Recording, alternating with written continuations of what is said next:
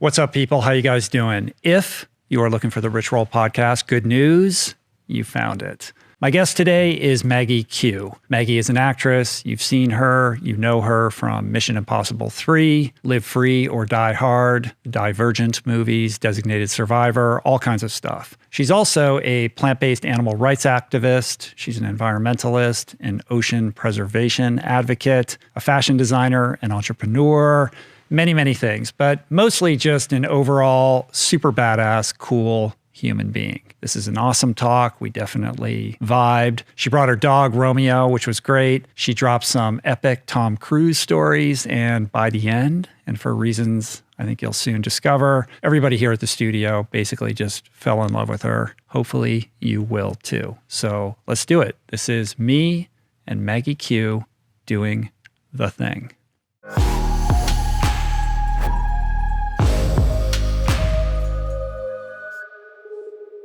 It's super nice to meet you. I'm surprised that we haven't met before. We have so many friends in common from the whole vegan community, animal rights community. Well, and also you were just really like the first that I was aware of that was doing what you were doing on that level. And it was such a pioneering move. And so, yeah, I'm really surprised. Yeah. Well, I think we've probably been at some of the same sort of benefit all the fundraisers. situations, you know. I'm so boring that like that's me going to a fundraiser. I'm just intimidated by everyone. I sit in the back and I leave early. I try to sit in the back and leave early, but they always want me to like present something. Or, But you've been in it. You've been in it much longer than I have. It's been like 20 years or something like that at this point, right? It really has, yeah. I remember you were part of Earthlings. We're both friends with Sean. Yep. I remember when that movie came out, and I was pretty new to the whole thing. Really? And I was at I think it was in Woodland Hills or like at Pierce College. There was some janky like veg fest that no one went to or whatever. There's like 10 people there. And Sean was like selling DVDs out of the back of his car. And that was when I was with like, tell me what this is. Yeah, and, of course. We didn't have hard cases. And we watched it, you know, and that movie's gone on to become quite a phenomenon.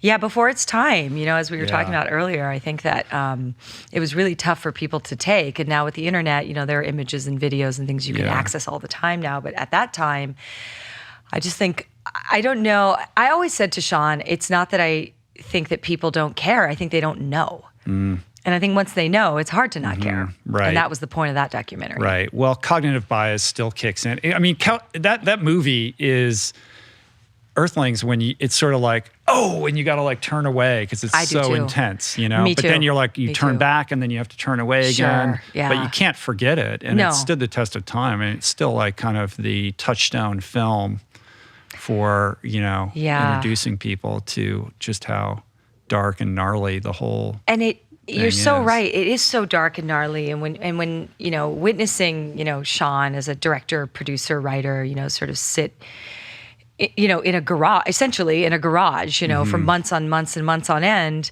you know, with 400 hours of factory farm footage and going, no, that moment, like that cow, that act of cruelty, that's going to matter to someone, right? Because it's all awful. But I think one of the things that people don't realize is that these filmmakers and the people who are actually making the sacrifice to face this head on and full on, they're really brave people. They're people that are incredibly special, and they are able to face things in a way where, even for myself, I mean, I have pretty thick skin when it comes to certain things, and I think as I've gotten older, I'm less and less capable of witnessing any of this stuff, you know. And back in the day, I was a little more capable. Someone like Sean, who's such a gentle soul, he can sit there and watch all of that cruelty for hours and hours and pick out that moment that's going to affect someone and change their life. And that requires a very, very special person. Yeah, it is a unique type of individual that,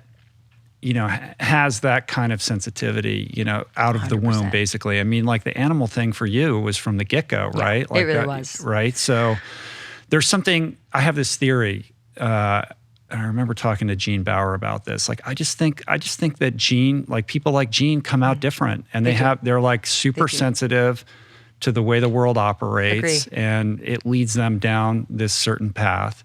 But not everyone's wired that, because like I came in, you know, I've been vegan, plant-based for 14 years now, Yeah. but animal rights wasn't my entry point. Like that's Right. become really important to me, but It was that health. wasn't initially. Yeah, It was yeah. more of a health thing. Right. And it was like a vanity thing, if Right, I'm being sure. honest. Yeah, There was a of course. selfishness to it Sure. that, now, I've become much more attuned and sensitive Mm-hmm. and passionate about the other things, but I'm not wired that way, the way Right. like Oh, you are, interesting. or Gene, or Yeah. Sean, or, Joaquin, or these other Right, people right, that right. just, carry that sensitivity, which probably makes their life experience very painful. It is, well, an empath's path is, Yeah.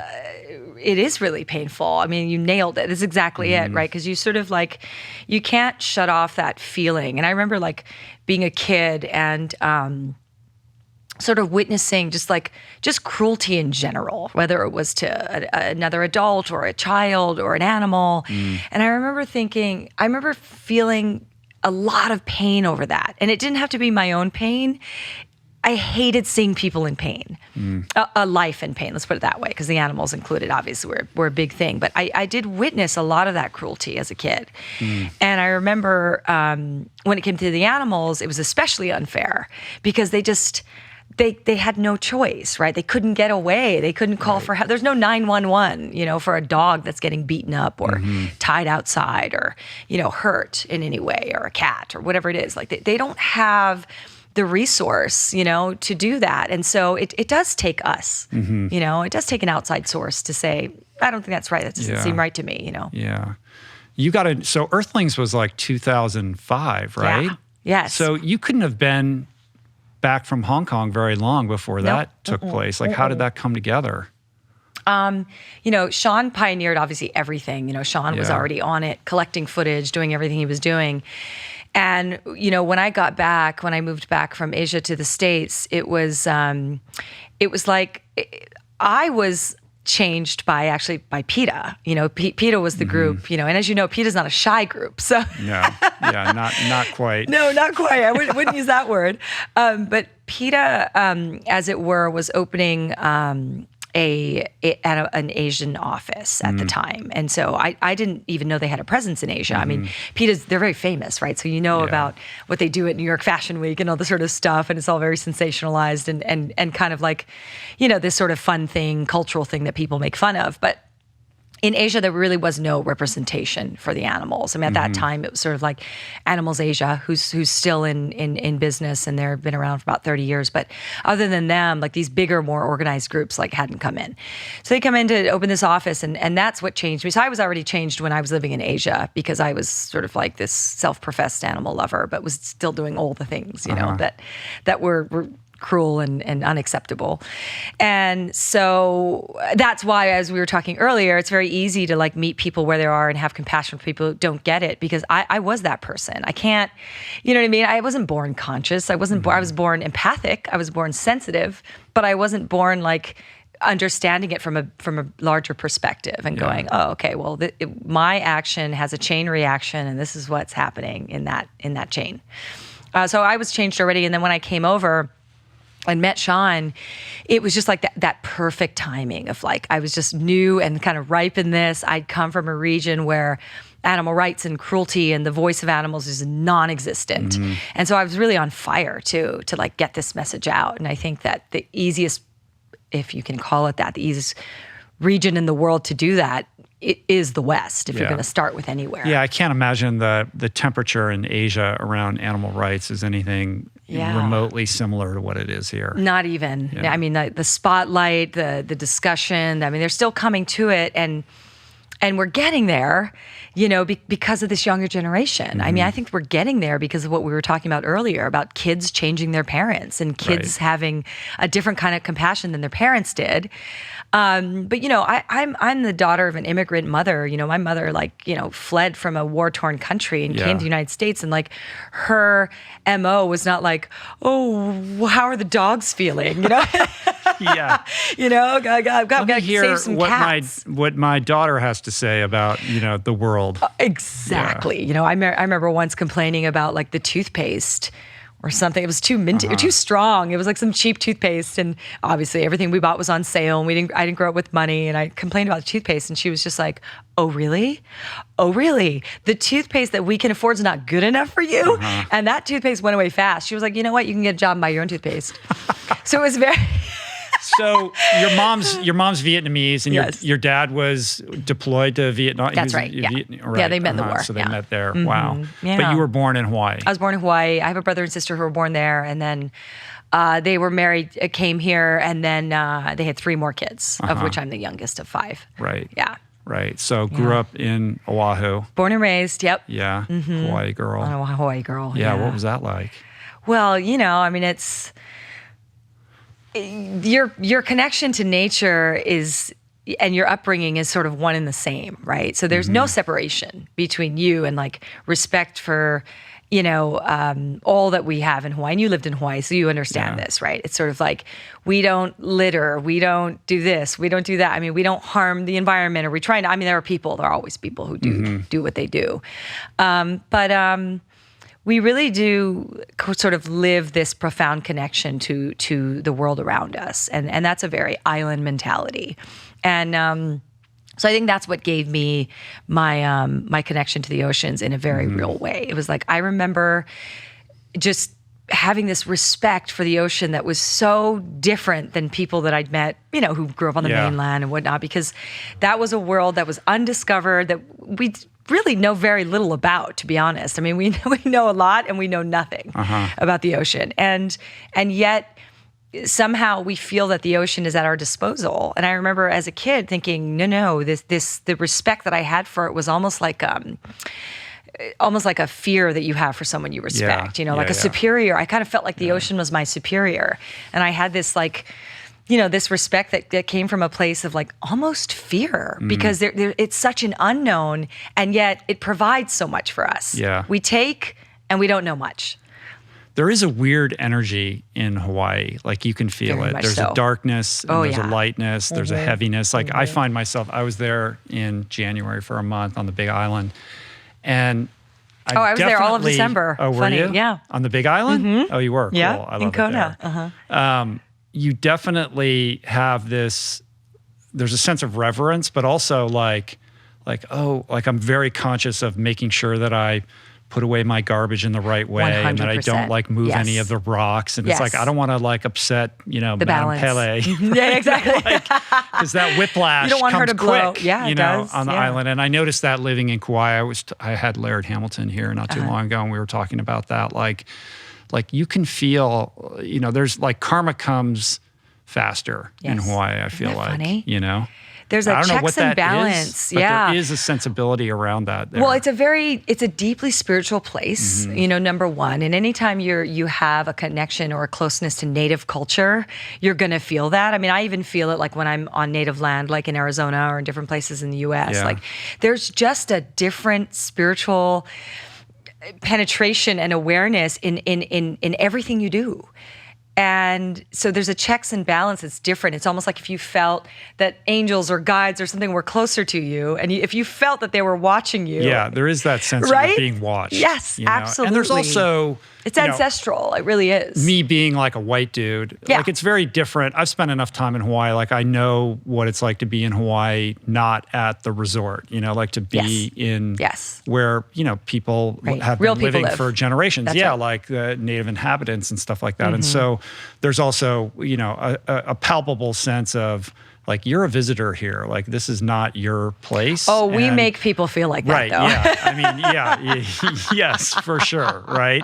Like, oh, you better tread lightly, dude. Right, Like, or you're going to correct. get into trouble, and it's gonna go south quick on you.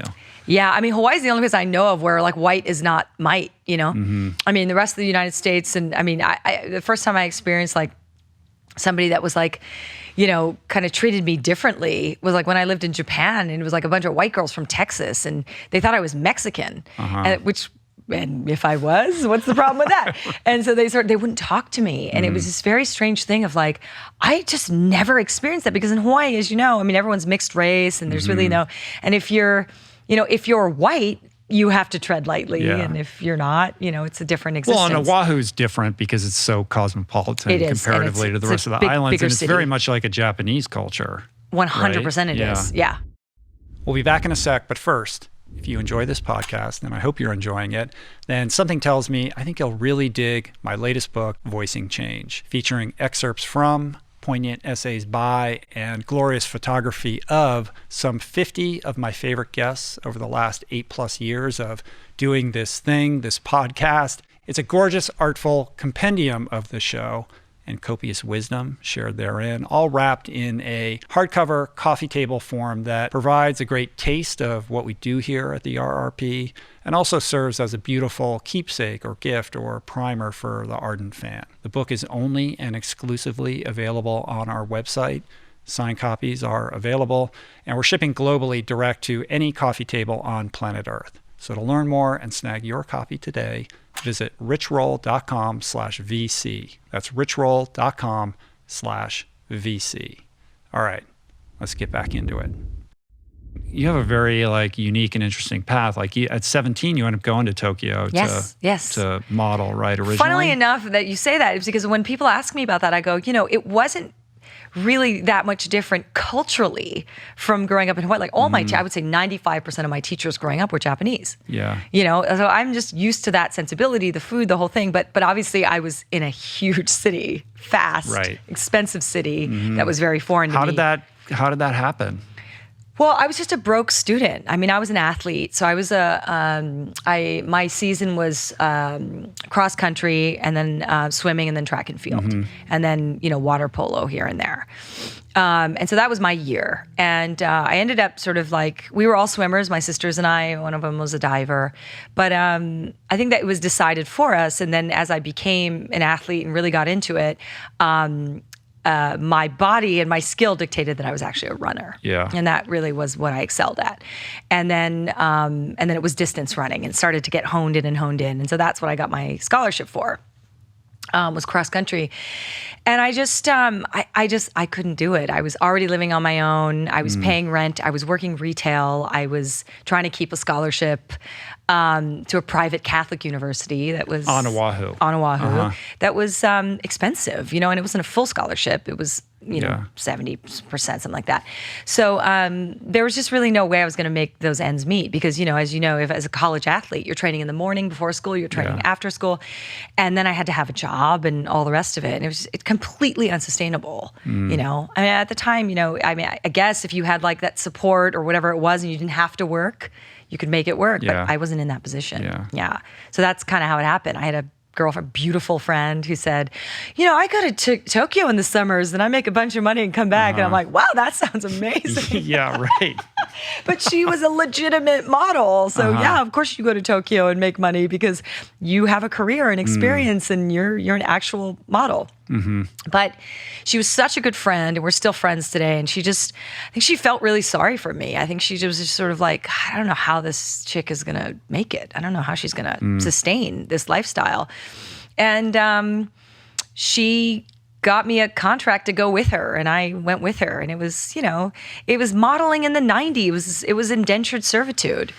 Yeah, I've heard stories, terrible stories about how the indentured aspect of it is not good. They pay your way all the money is going towards, they're overcharging for all these things and all the money that you make goes they'll charge you $5,000 US in the 90s for one room in an apartment where there's 3 other rooms. And you're like, this seems like a lot. Yeah, but is you it have no still choice. that way? That sounds horrible. I think it is still that way on some level, especially overseas. But it's just sort of even just the mental aspect of we had this agency that was just awful. And you'd walk in and there was a whiteboard right next to the door where they weighed you every Friday and they would put your names up and you had all the categories. And so you could walk and you could see everyone's weight. So if somebody was gaining weight, immediately you go, so-and-so is a few pounds heavier, but that's what it was intended to shame you, Super woke. And the only reason that I was the benchmark, they were like, oh, Maggie, so everybody's going to be like Maggie because she stays skinny. I'm like, that's because I can't afford food. That's crazy. So you're working and booking stuff and you still can't feed yourself? I wasn't booking stuff because I wasn't. I sort of booked like one commercial at the end of my long stay there, and it was a big one, and that's how I paid them back. Yeah. But if I didn't get that, I wouldn't have been able to leave because they wouldn't have been paid back yet. So your friend who, so kindly introduces you to this world didn't tell you this part of it. She did. Well, she also the dark underbelly. Yeah. But she also you can come to Tokyo, but we're going to live in a basement and eat Chef Boyardee. Right. Yeah, pretty much. But she has always lived a sort of charmed life. So I think her experience was, she always worked and, always kind of like was able to pay the bills, and she was popular and very beautiful and people loved her. And so, I think her view on it was her experiance. And so it was quite good, And was this like a summer thing, or did you stop out of college? It's like a summer thing, yeah. And then it sort of like bled into the fall a little bit. I went back to start school, and I had made enough money to like pay them back, as I said, but I didn't make enough money to like, make my ends meet back where I was. And so, so she says, well, next up, Taipei. And I'm like, what? No, I hate traveling. I hate being in these places where I don't speak the language and I don't know anyone. This is so impossible. And she's like, no, Maggie, they'll like you there. Like, it won't be like Tokyo where they didn't like you, And because in Tokyo, they wanted the blonde-haired, blue-eyed. Well, no, what happens in the summer is that there's this influx of like Eastern European, like Russian, like every girl and their mother. I mean that literally. They bring their mothers. Comes to Tokyo, and there's like this influx of like 4,000 to 5,000 girls that will come during the summer. So there's just a lot of, it's very competitive, So, but we were a handful of mixed girls. So if they wanted mixed race girls, they knew where we were. Yeah. But the rest were like, pretty white girls.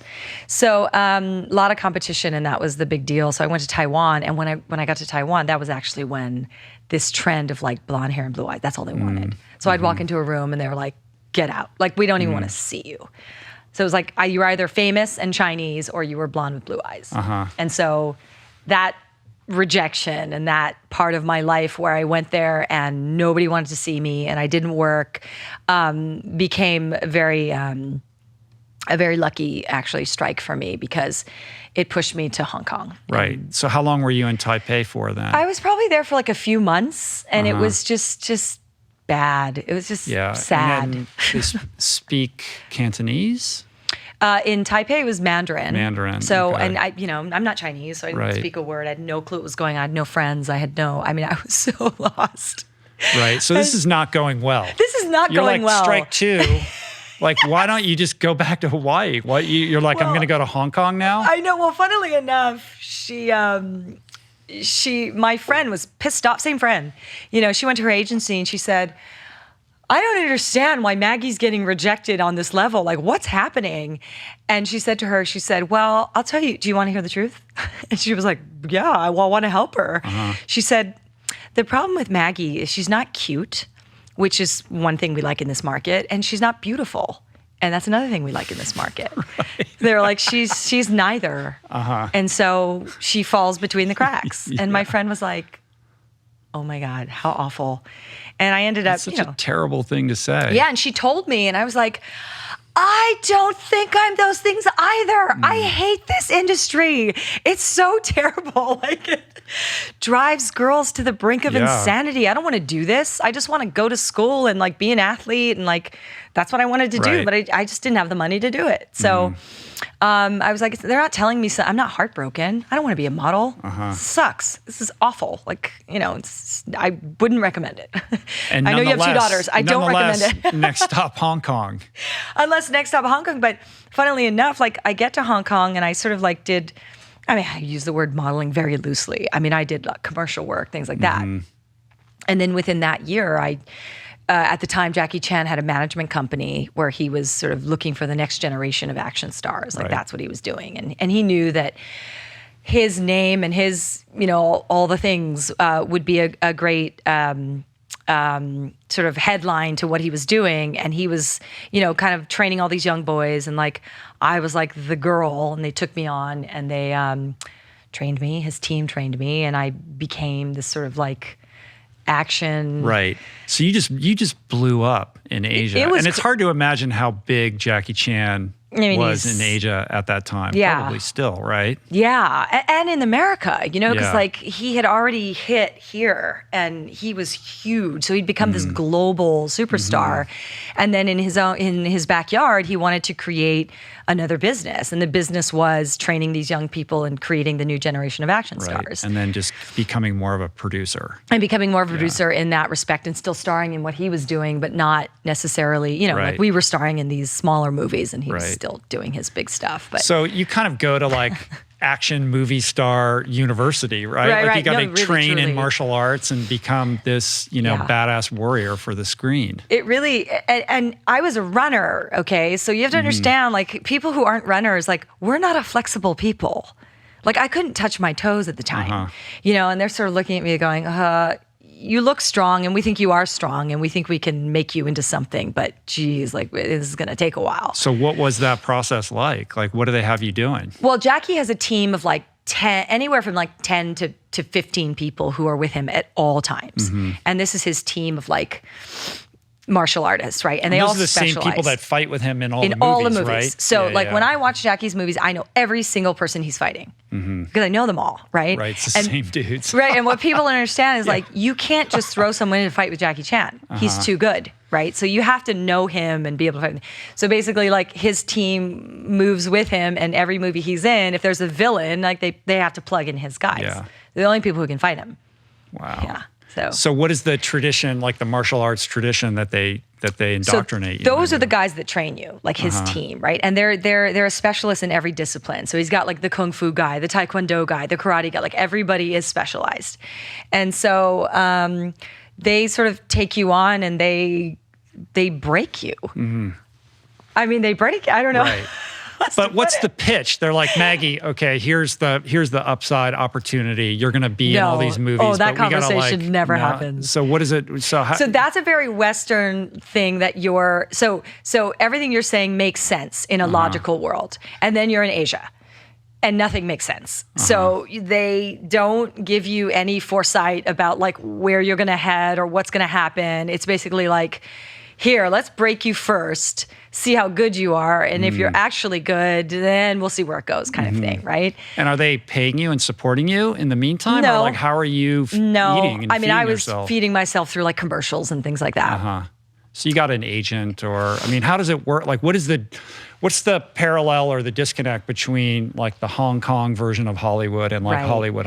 Well, there's no unions, there's no agents, there's no publicists, none of that. None of what exists here is there. I mean, you have a manager, and that person handles absolutely everything you do. Yeah. They're like your life, basically. But they don't specialize in all those things. So, there's no protections. I mean, there was a time I was on set for like 30 hours. Wow. And there was nobody said, okay, we should probably go back and sleep now, and there was no one to call. There's no union hotline where I was like, but hey, you're doing I'm being martial treated arts badly. and death-defying stunts. Right, and tired out of your mind, like really, truly is like a form of torture, where you're like, the level of physicality is so high, and yet you're just under-resourced in every way. You're tired, you're not getting the right food, the whole thing. So it's sort of like the early days of Hollywood where the actor was sort of employed by the studio system. I would say you that. go here and you're getting your pittance of a wage. 100%. I would say that, yes. Yeah. And at least being with Jackie, I had some sort of protection against, or I think it was a protection against a lot of, that studio, mafioso type of stuff that they do, in all parts of the world, but over there especially. Right. It's sort of like I was his girl in that I was like someone he was bringing up, that he was raising in the business. So I wasn't to be messed with too much. You know what I mean? Like there was a sort of a blanket of protection a little bit. So that helped me a lot. Right. Yeah. So you survive all this and you end up getting it. I mean, you are under his wing, right? So this like blows you up into this massive star in Asia. Yeah. I was listening to the podcast that you did with Justin Long. Oh, yeah. And he was like just expressing like how amazing it was to like discover like what a big deal you are in Asia, right? We went to, because we did Die Hard together, right? So we go to like they sent us to different places and stuff. And so I go to, we're doing this junket, and Bruce was somewhere, and then Justin and I were somewhere else. And we walked, I think we were in Singapore, and they had like hubbed Singapore as like all the Asian press had to come down there because we didn't have a ton of time, right? We had a premiere in Tokyo, and then we went straight down to Singapore, and then we had to go to the world premiere in Berlin. But we're in Singapore, and I remember like we walked to this place, and he looks around and he's like, holy crap. All the posters are you. Right. Like, you know how you see the Die Hard poster and it's like Bruce, It's Bruce, with like the, the small eye, sort of thing that he does, the winky. And they were me. And he was like, oh my God, like what's happening? Like, how come he's not up here? I'm like, he's like, is he not big here? I'm like, he's huge here. And they're like, but he just couldn't wrap his head around it. Right. He thought it was the funniest. Right. Yeah. And is it like, I'm trying to wrap my head around, that experience being in Hong Kong. Like, is there the same, there's a premiere and there's a red carpet and there's paparazzi and there's magazines and like, how does that whole like kind of infrastructure around the film industry operate to like create stars and all of that? It's very unruly, I have to say. Like there was a period of like 2 years before I actually left Hong Kong and got my first film here in the US. I didn't want to be in this industry anymore. It wasn't, to me, it wasn't something that was worth it because the paparazzi issue was so bad and the invasiveness was it was so awful, like to the point where, I mean, for me, like I'm a woman who looks a certain way. And so in that region, you get targeted for different things, right? So I had been having trouble, in the media because I had a relationship that ended and they were like, oh, it must be her fault. She must be evil. She must be all this sort of stuff. So like, don't go out, please. Don't go out. Just stay home and let this blow over. I'm like, whatever.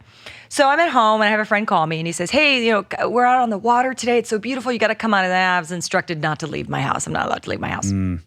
My friend said, Maggie, we're on the boat in the middle of nowhere. Like, please come out. Like, I mean, please, you're stressed. Like, just come. Like, it's just us and we're just going to hang out. So I sneak in a taxi and literally I had to call the taxi into the parking garage. I laid down in the back seat because they're just sitting outside of my. So I get to the thing. I evade them. I get into this little dinghy. I get to this boat. I see a couple friends of mine that I know. I'm so happy. It's sunny. I'm like, oh, this is so great. And then 4 days later, I'm walking by a newsstand and there's this magazine. And it says in Chinese, Maggie doesn't get out of bed for less than 200 million. I'm like, what in God's name? And then there's a picture of the boat, and there's these telephoto lenses. Yeah. And they caught me on the spot. I don't know whose boat it was. It was a Western friend of mine from Boston. Some big who's fancy boat.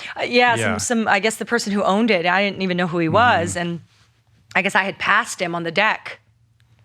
I never met him in my life. Right. Passed him on the deck to go say hi to my friends, and they got that photo of us passing each other. And then it was just this 3 months. So of this just is basically saying you're in a relationship with this person. Yeah. Oh no, 100%. Or that I was, or that I'm some kind of high class hooker that sort of like is in this relationship.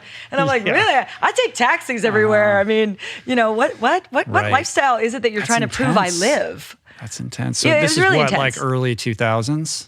It was early 2000s, and I just, it was so gross that I was just like, this is not worth it to me. It's not, I mean, I don't typically ever seek attention anyway. I'm really not that person. Like even here, I mean, I do my work and I go home. I really am like that boring. Was like, that a big part of the impetus to leave and come back to the States? I kind of knew that somewhere I was heading back this way because I couldn't take it anymore anyway.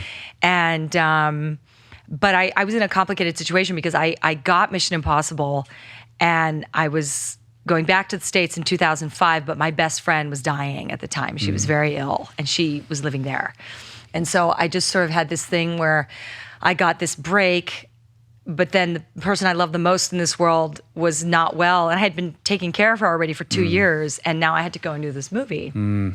And she was always this like uber wise, kind of sagey human being. And I remember I got the film and I had to say goodbye to her to go do this movie. But I was like, I'm only going to be gone X amount of months and then I'm going to be back. I'm going to be back and I'm going to take care of you. And I'm not leaving. I'm not leaving you.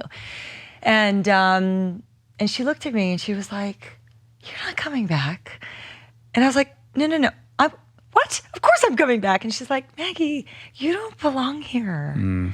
I don't want you back. You belong over there. You need to be doing the things that you're meant to be doing, and it's not here. And it was a weird thing when she said that, because it hit me and it scared me that I'd come back and she wouldn't be there. Right. And I kind of... What a beautiful gift. What a beautiful gift, truly. And then, I was on the movie. Did she pass when you were... On the movie. On the movie, wow. And I knew she was going to do that. Yeah. I just knew it. I knew that she was going to let go while I was gone, because I knew that she knew I would have come back. She just did. Wow. Yeah, and she didn't want that, and told me as such. And so, yeah, it was that interesting. also gave you the ability to have that clean break.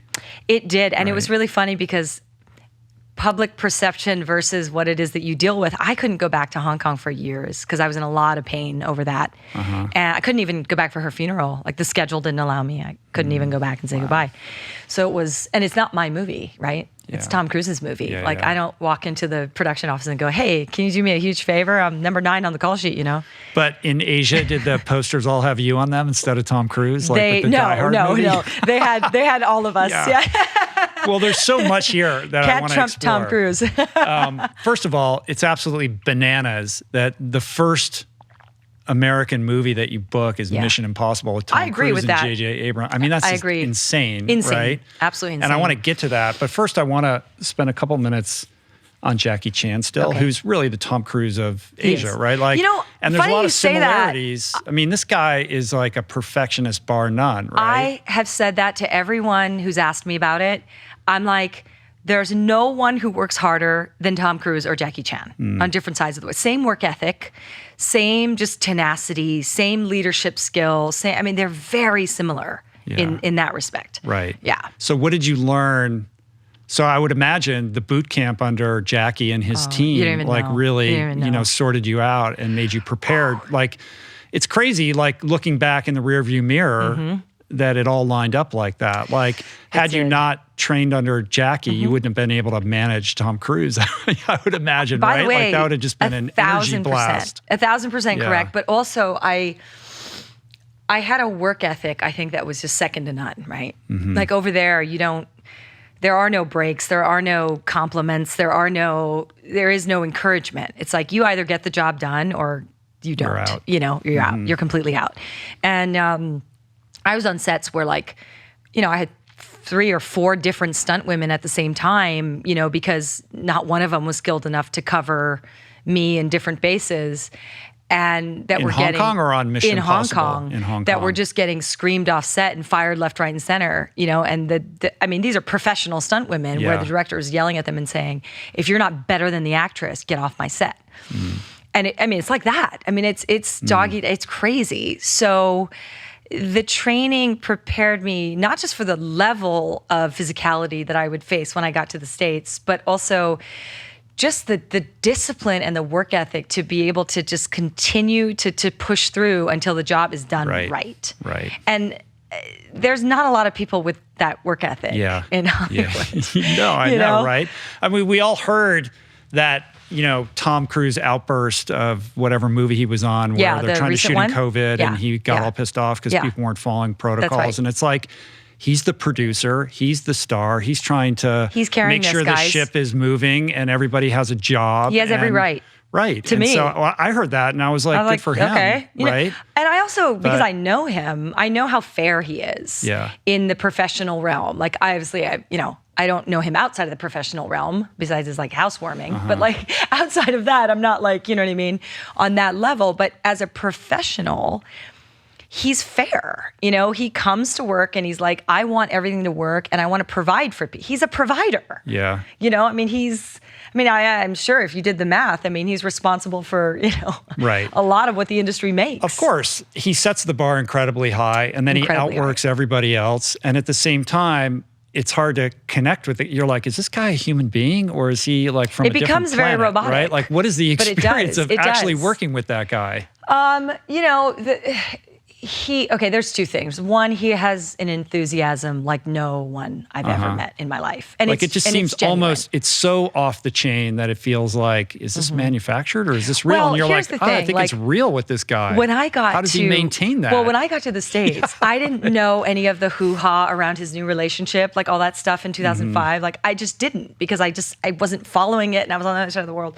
And so I got back and it was Carrie Russell, who I did Mission with, who I was like, what's happening here? Like, who's the girl? And I think she's like, oh, you don't know about Oprah and the couch jumping? And the way I'm like, no, my God, what is this thing you're talking about?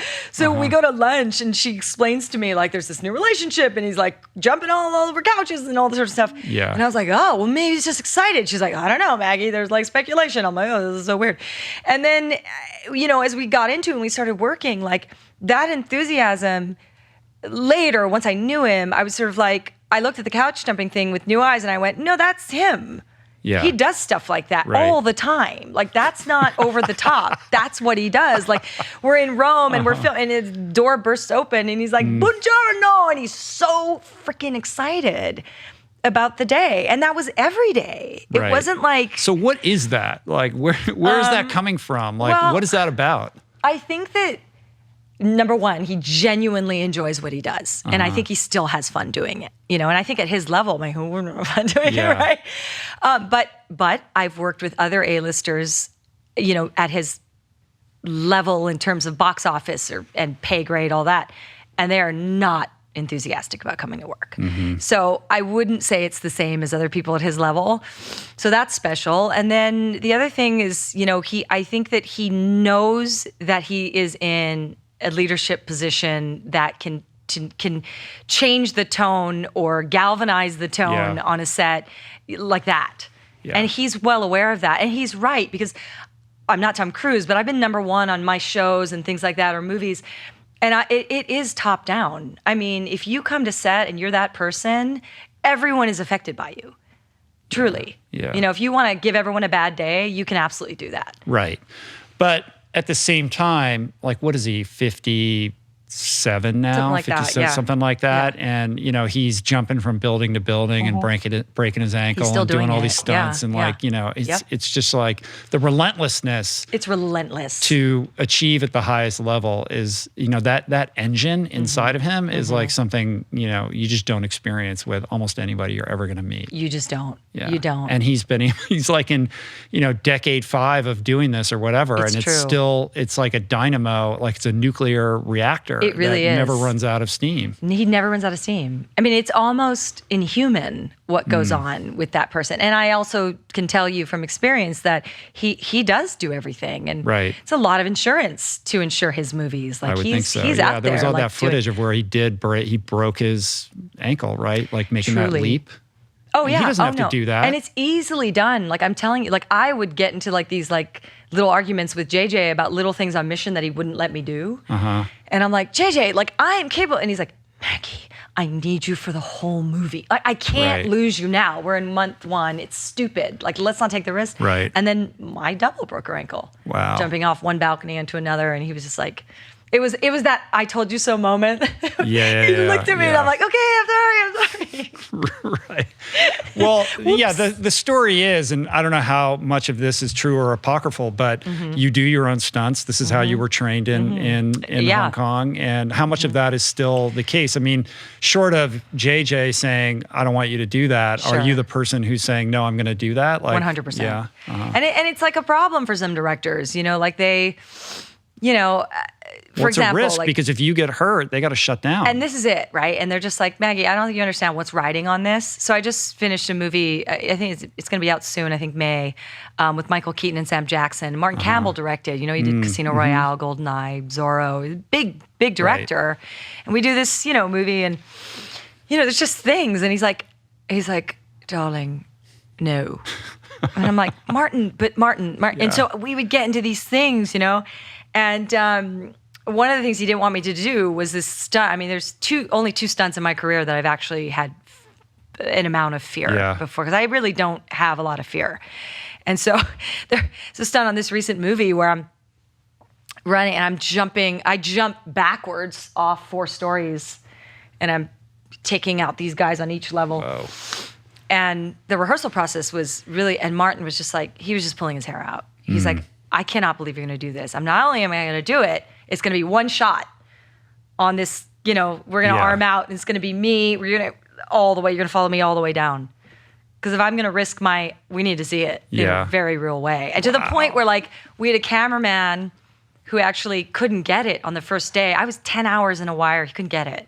I had to do another day of jumping off 4 stories because he couldn't get it. Right. I mean, it was just, that how have moment where you you're like, how have you not been in a Tarantino movie? Like, I would feel like he'd be the first guy to sign you up to do some crazy stunt, martial arts. I don't like his violence. I just don't. I'm just not a fan. I mean, like, I'm not saying he's not a good director. Like, none of that. I mean, it's not your trip. He's kind of. It's just not my. I really, really dislike his violence. It's just, it's so gratuitous. Like, I like fight scenes in a movie and stuff, but like gratuitous and ultra gory is not my thing. Right. I really. I want to know more about how you got cast in Mission.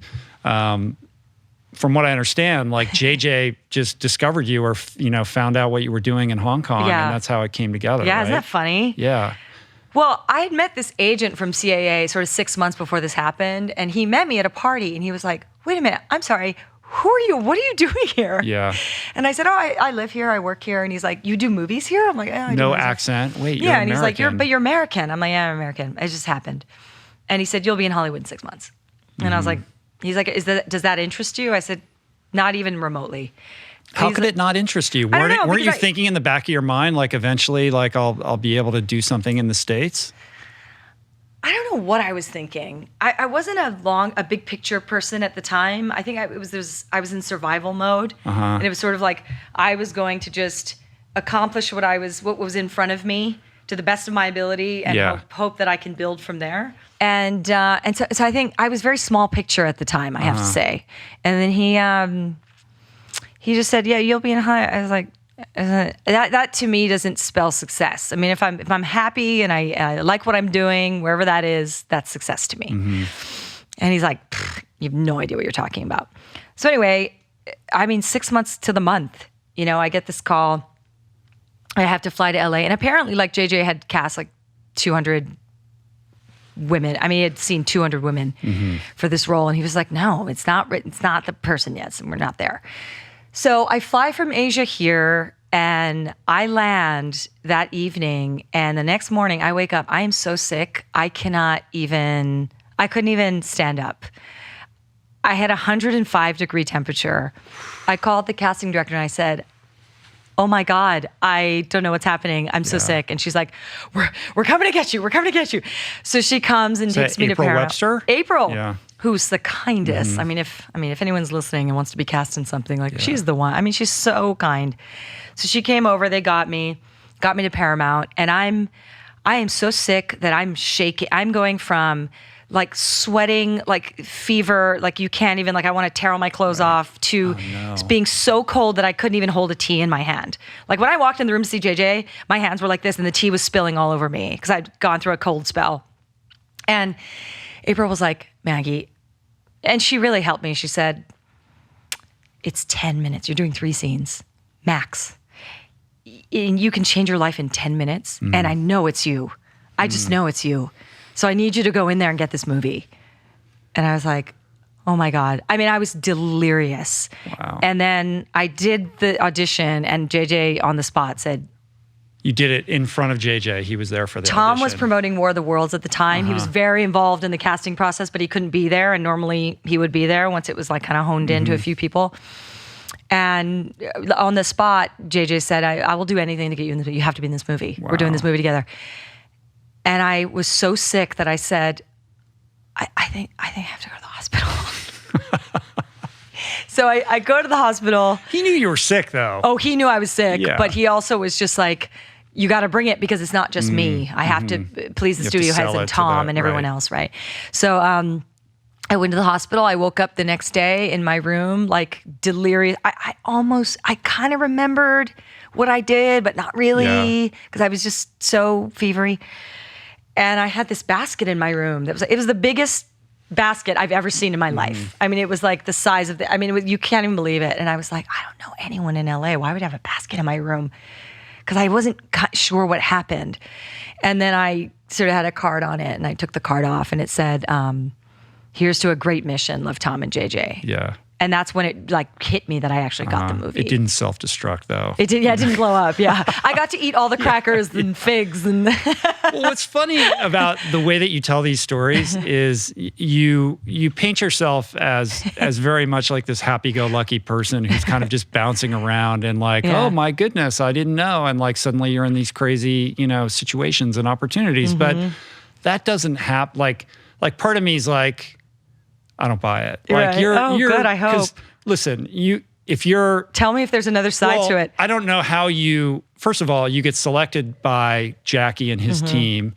So you clearly not just survive that, you thrive in that. Like you rise to the top and you become the person who's the go-to. Like you're identifying these opportunities and making the most of them. Well, I have to tell you, at the time, it didn't feel like thriving because I may be moving up the ranks and I may be earning a measure of respect from these people, but they never made it feel like I was thriving. Right. Like they always made sure that you were never getting ahead of yourself. You knew your place. Right. 100%. So it was a real struggle. And then when I got Mission and I was on the film, I still felt like that person who had to like earn everything in every second, in every moment.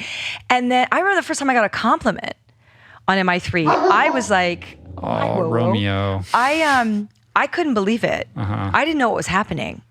Because that doesn't happen. It didn't happen for like 7 years. That's not part of that. Yeah, it didn't happen. And so I kind of sat back and was like, what is this thing you've said to me that made me feel something inside that I shouldn't feel? Because then I'm getting ahead of myself. Well, but the minute you get to Hollywood, everyone's blowing smoke up your ass. Well, that's what I mean, but it's so disingenuous, right? So it's sort of like, there's so many compliments that go on, as you know, this is Hollywood speak of like, and agents and people I'd never experienced in my career going, oh, you're the next this and you're that. And we know you don't know anything about me. You have no idea what you're talking about. Like, you don't know where I've come from. Like, I'm a survivor and you're blowing sunshine up my ass because you think that I'm going to buy it.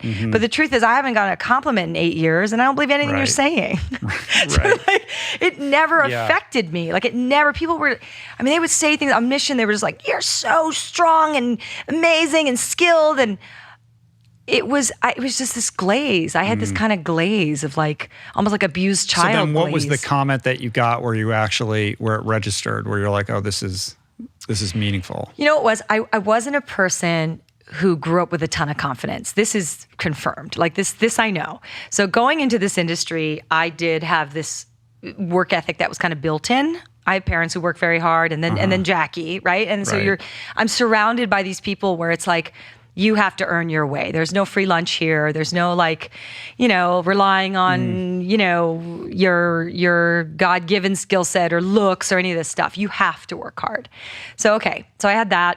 And it was like almost like emotional cutting. It was like very punishing the way I went about things and like, okay, I'm just going to work super hard. But I never felt like I had really gotten there. I had earned it. I was really worth much. I never felt that way, and that's a problem, right? Because no matter what you're achieving, you still it's never enough, but not in an obsessive way, in an internal kind of sad way. And so it wasn't until we were actually in Rome, I think it was our first day of filming. We were on the Tiber River. Yeah. We're speeding up, and Tom the speedboat stuff? Yeah. Tom does everything, right? So he's manning the boat. He's the whole thing. And so we had a guy like kind of crouched on the bottom. If we had some like electrical failure or something, right? But he wasn't doing it. Tom was doing everything. So it was me, it was the team, right? It was Tom, myself, Ving Rhames, and Johnny Rhys Meyers. So we're in this boat. And we have they're changing a lens or something, right? So we're at our ones and we're just sitting there in this boat. And it was so intimidating because there was maybe 5,000 people that had lined just to get a glimpse of him. Lined up on the side of the river. Right. I mean, as far as the eye could see, and you're like, holy shit, I'm standing next to a movie star. This is a movie star. Yeah. Like legit, like there's no question this man, like the power that he holds. I mean, just a glimpse of him. It was crazy. So anyway, I'm sitting in this boat and it's a really intimidating day, although I felt sort of like, no, I felt good about it and it was fine. And we're sitting in the boat, and Tom's like, Maggie, tell me about your, like, I haven't seen any of your U.S. movies. And I was like, I don't have any U.S. movies. He's like, what? Yeah. And he goes, He cast you? He's like, I don't understand. What do you mean? And I said, this is my first U.S. movie. And he goes, you're kidding me. And I said, no, this is my first U.S. movie. And he's like, I don't believe there's no way. He's like, Ving, and Ving's like on his phone or something. He's like, Ving, get over here. And Ving's like, oh, what's going on? And he goes, this is Maggie's first U.S. movie. And Ving goes, no shit. And I'm like, yeah. And he's like, damn. He's like, Johnny, you believe this? And he brings Johnny. It's like so embarrassing. So Johnny comes over and he's like, Johnny, this is Maggie's first U.S. movie. And Johnny's like, really? No way. Blah, blah, blah. You know, so everybody's like having this conversation about me in front of me. And I'm like, yeah, that's it. And Tom's like, let me get this straight. You have not done a movie in the U.S. And then the first movie you do is like a $200 million like monstrosity where we're like on the Tiber River in Rome, speeding up and down with this 200-man crew, blah, blah, blah, blah. This is your first experience. I said, yeah, that's right. And he goes, you know, Maggie, if you didn't tell me that, he goes, I would never know it. He's like, you act like you belong here. And I don't know where it came from. I looked at him and I said, I do belong here. And he looked at me and he said, you're goddamn right you do. That's fucking cool.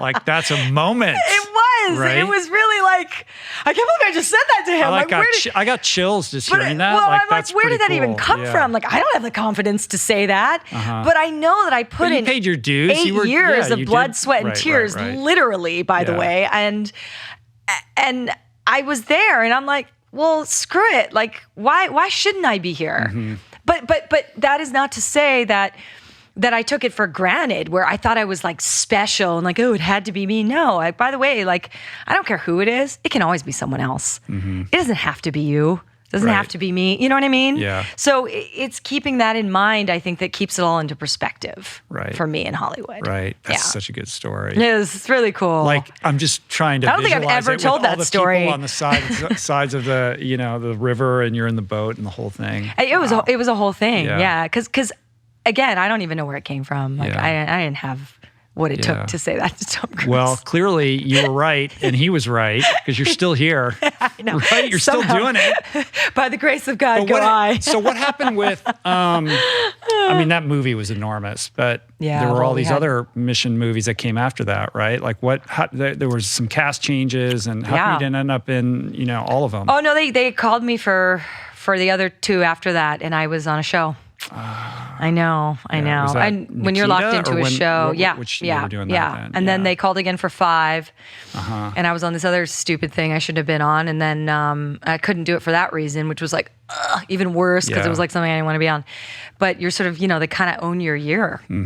And there's really nothing you can do. When you sign up for a show, and that's it, right? And that was it, you know. So, but you've toggled back and forth between movies and TV like pretty consistently. Yeah, I've been very lucky. I mean, I really haven't done much TV, to be honest. Like, Nikita was my first thing, and I did it, and then I did this one thing for 1 year, and then I did Designated Survivor for 3 years. Yeah, and like that been my experience. Years. Wow. Yeah, it was. Yeah, and that show's over now, right? Like, did Netflix picked up that?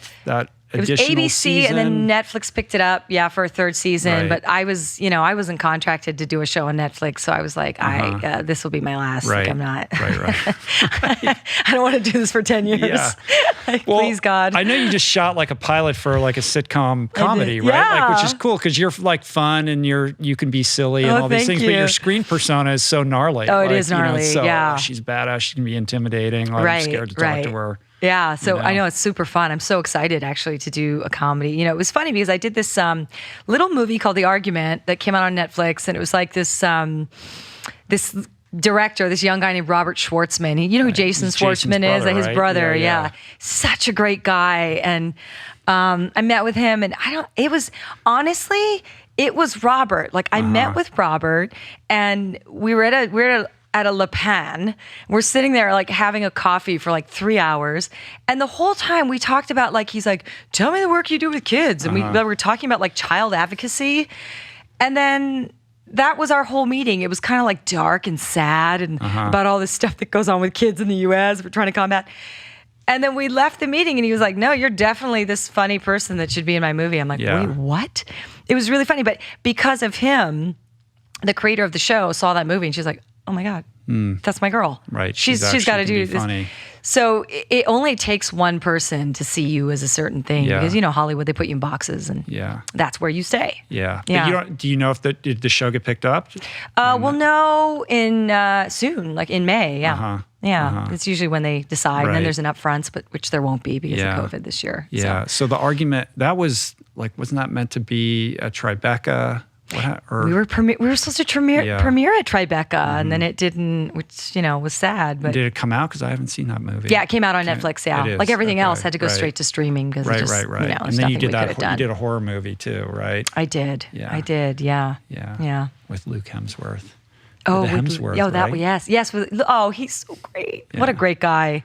I've met him. Fun. He's friends with a buddy of mine. I don't know him well, but my God, he's such a great guy, and they're such a close knit group, those brothers. I mean, they really are. It's so sweet to hear him talk about they're best friends, and they love each other so much. And he's really like, my brothers are the greatest guys in the whole world, and they feel the same about him. And I'm like, wow, me and my sisters weren't like that. There's some intense bro energy. Well, they all lived in Malibu, and now they all live in Byron Australia. Bay. Yeah, exactly. Yeah, but I know. Anyway, I mean, what a threesome. Holy shit. They travel together, and also, you know what, raised right. Yeah. Because when you're around people who are raised right, you just know. They seem like good dudes. Super down to earth and just connected and good to their wives and kind. And you're just like, wow, what a wonder. I know. You root for them to be successful. You actually do. Yeah. I mean, for some of them, they're so tall and good looking and everything. You're like, wow, it's kind of unfair. But then you're like, no, you're actually a good guy. I'm really happy about that because there's plenty of guys who aren't good guys who make it really big. And you're like, really? So it's nice to see that. Yeah. We should mention that you brought Romeo, your dog. He's wandering around. Kind of worked out for him because, as I said, he got in trouble this morning. How many dogs do you have now? I have 3. You do? Yeah. So I have didn't you have 8 at some point? I had 8 at one point, yes. Actually, when Sean and I were doing Earthlings, that time, I had 8. And it was actually Cesar Millan who had come over to my house because I've been having, I rescued the big troubled, I don't rescue Shih Tzus. I rescue pit bulls and, whatever, German Shepherds and all that sort of stuff. And the ones that have problems that people can't help. I'm like, I can handle this. Right. Right. And I couldn't. And I had these 8 dogs and they were killing each other. And so I got Cesar Millan to came over and he basically was like, put it all into perspective. And he's like, you can't make a difference by taking them all home. If you want to be an advocate for them and you want to do big picture stuff for them, that's what you do, Maggie. You take as many as you're capable of and you leave the rest, you know what I mean? And I was like, this dude is so right. He really, he was just like, because then you become a shell of a person, which you are right now, just frayed at the ends. Yeah, and that's another thing that I've talked to Gene Bauer about. As somebody who owns a sanctuary, it's like you want to rescue all these animals. You have this pull, this yearning, this call to action. You do. But at some point, at what cost? You can only do so much, and you have to make peace with the fact that you can't rescue all of them, you can't do right? It all. And that on some level, Farm Sanctuary operates as a symbol, right? Sure. Or as a music, or as an opportunity to bring people in and educate them. And onwards they go. As much as hopefully. It is about those animals themselves, right? Well, and the thing is, if you try to do it all, you're also not creating opportunity for other people to fill that space. You have to realize that it's all kind of metaphysical, isn't it? Right? We sort of live in this life and there will be voids and there are people who will fill them, and you have to leave the door open for that, right?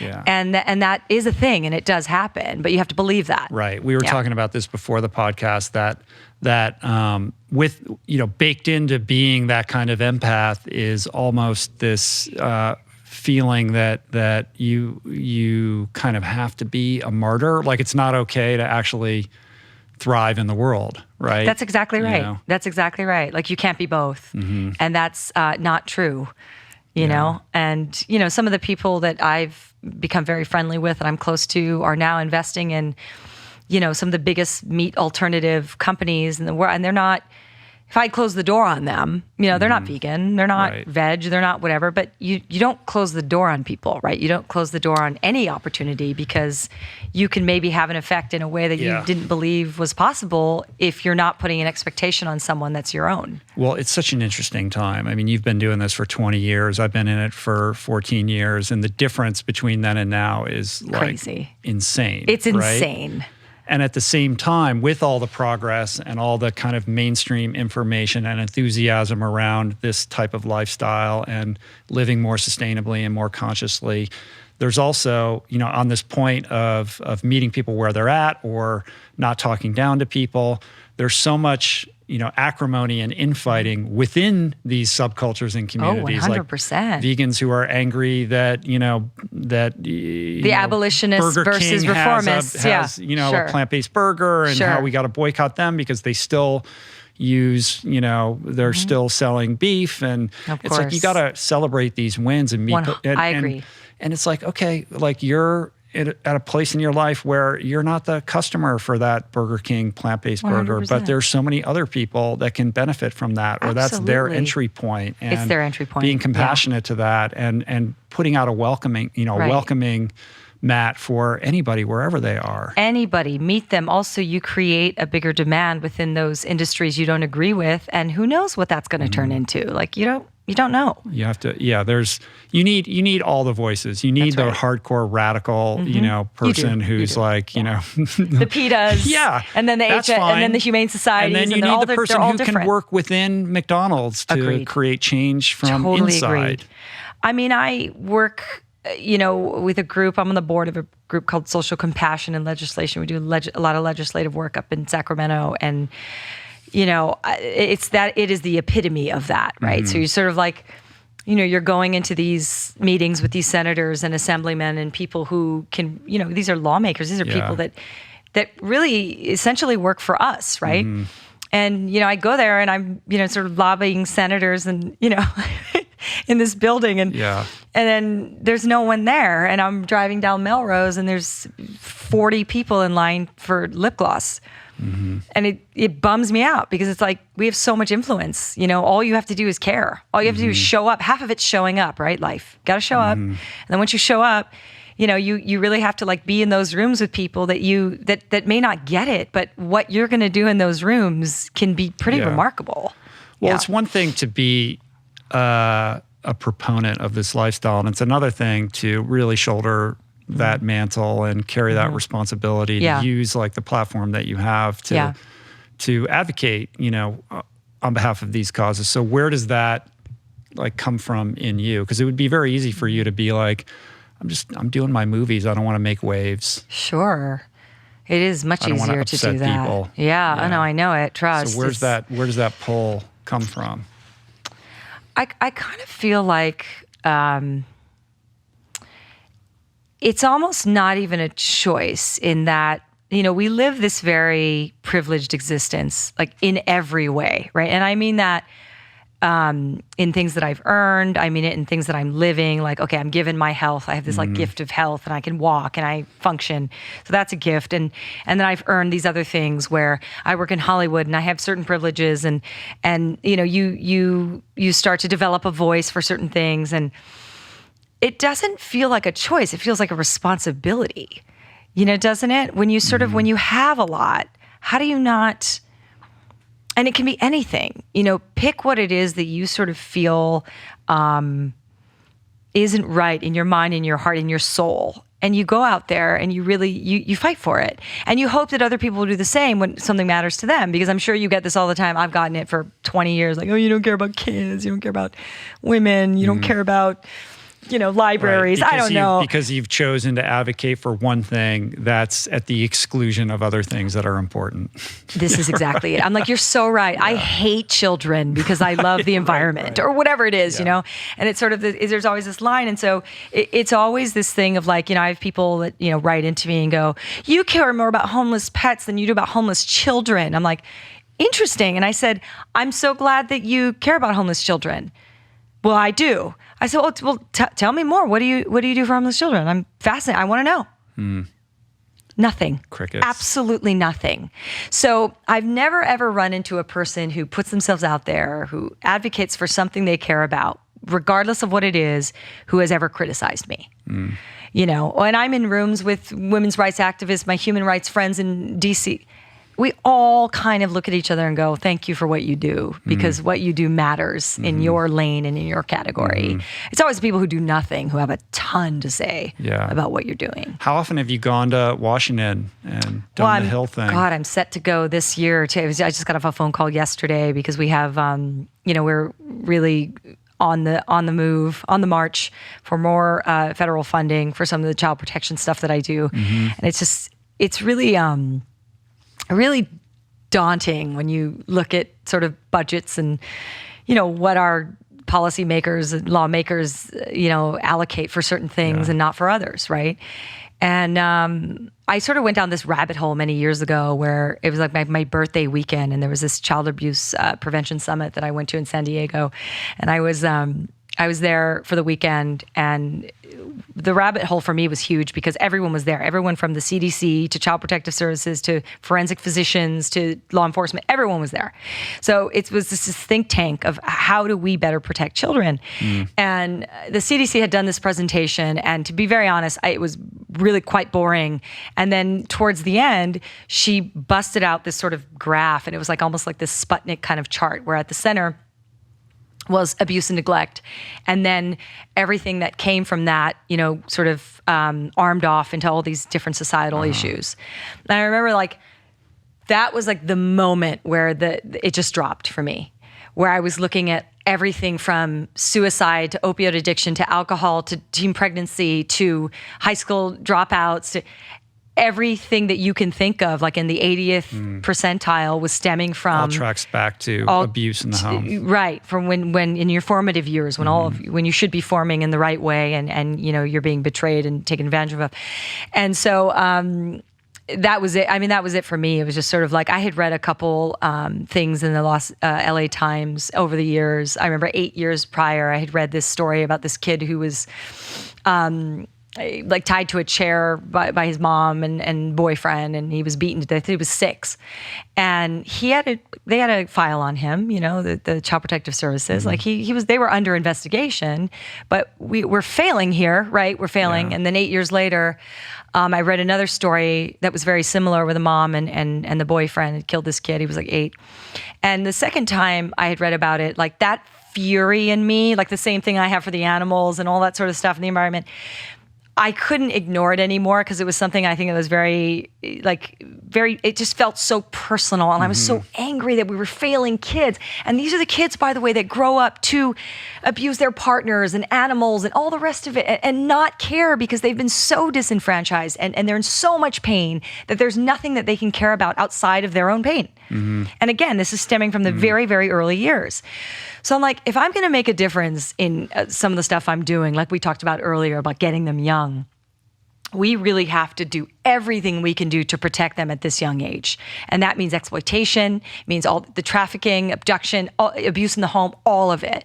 And so I got involved about 4 or 5 years ago, and I have not stopped since. And so this year we're going into DC, and we've got to get more money from the federal government for these programs because it's really the technology that's going to protect these kids. So what is the solution? Like, where do you direct those funds, or what are the policy changes that right can now, really move the needle? Policy is tough, right? Because, if you depend on the federal government to do what you need them to do, you're going to be waiting a very long time, right? So I work with a group of former police chiefs, federal agents, who have created this group called the ICAC COPS, is the Internet Crimes Against Children Child Online Protective System. And this is a system that actually finds predators online.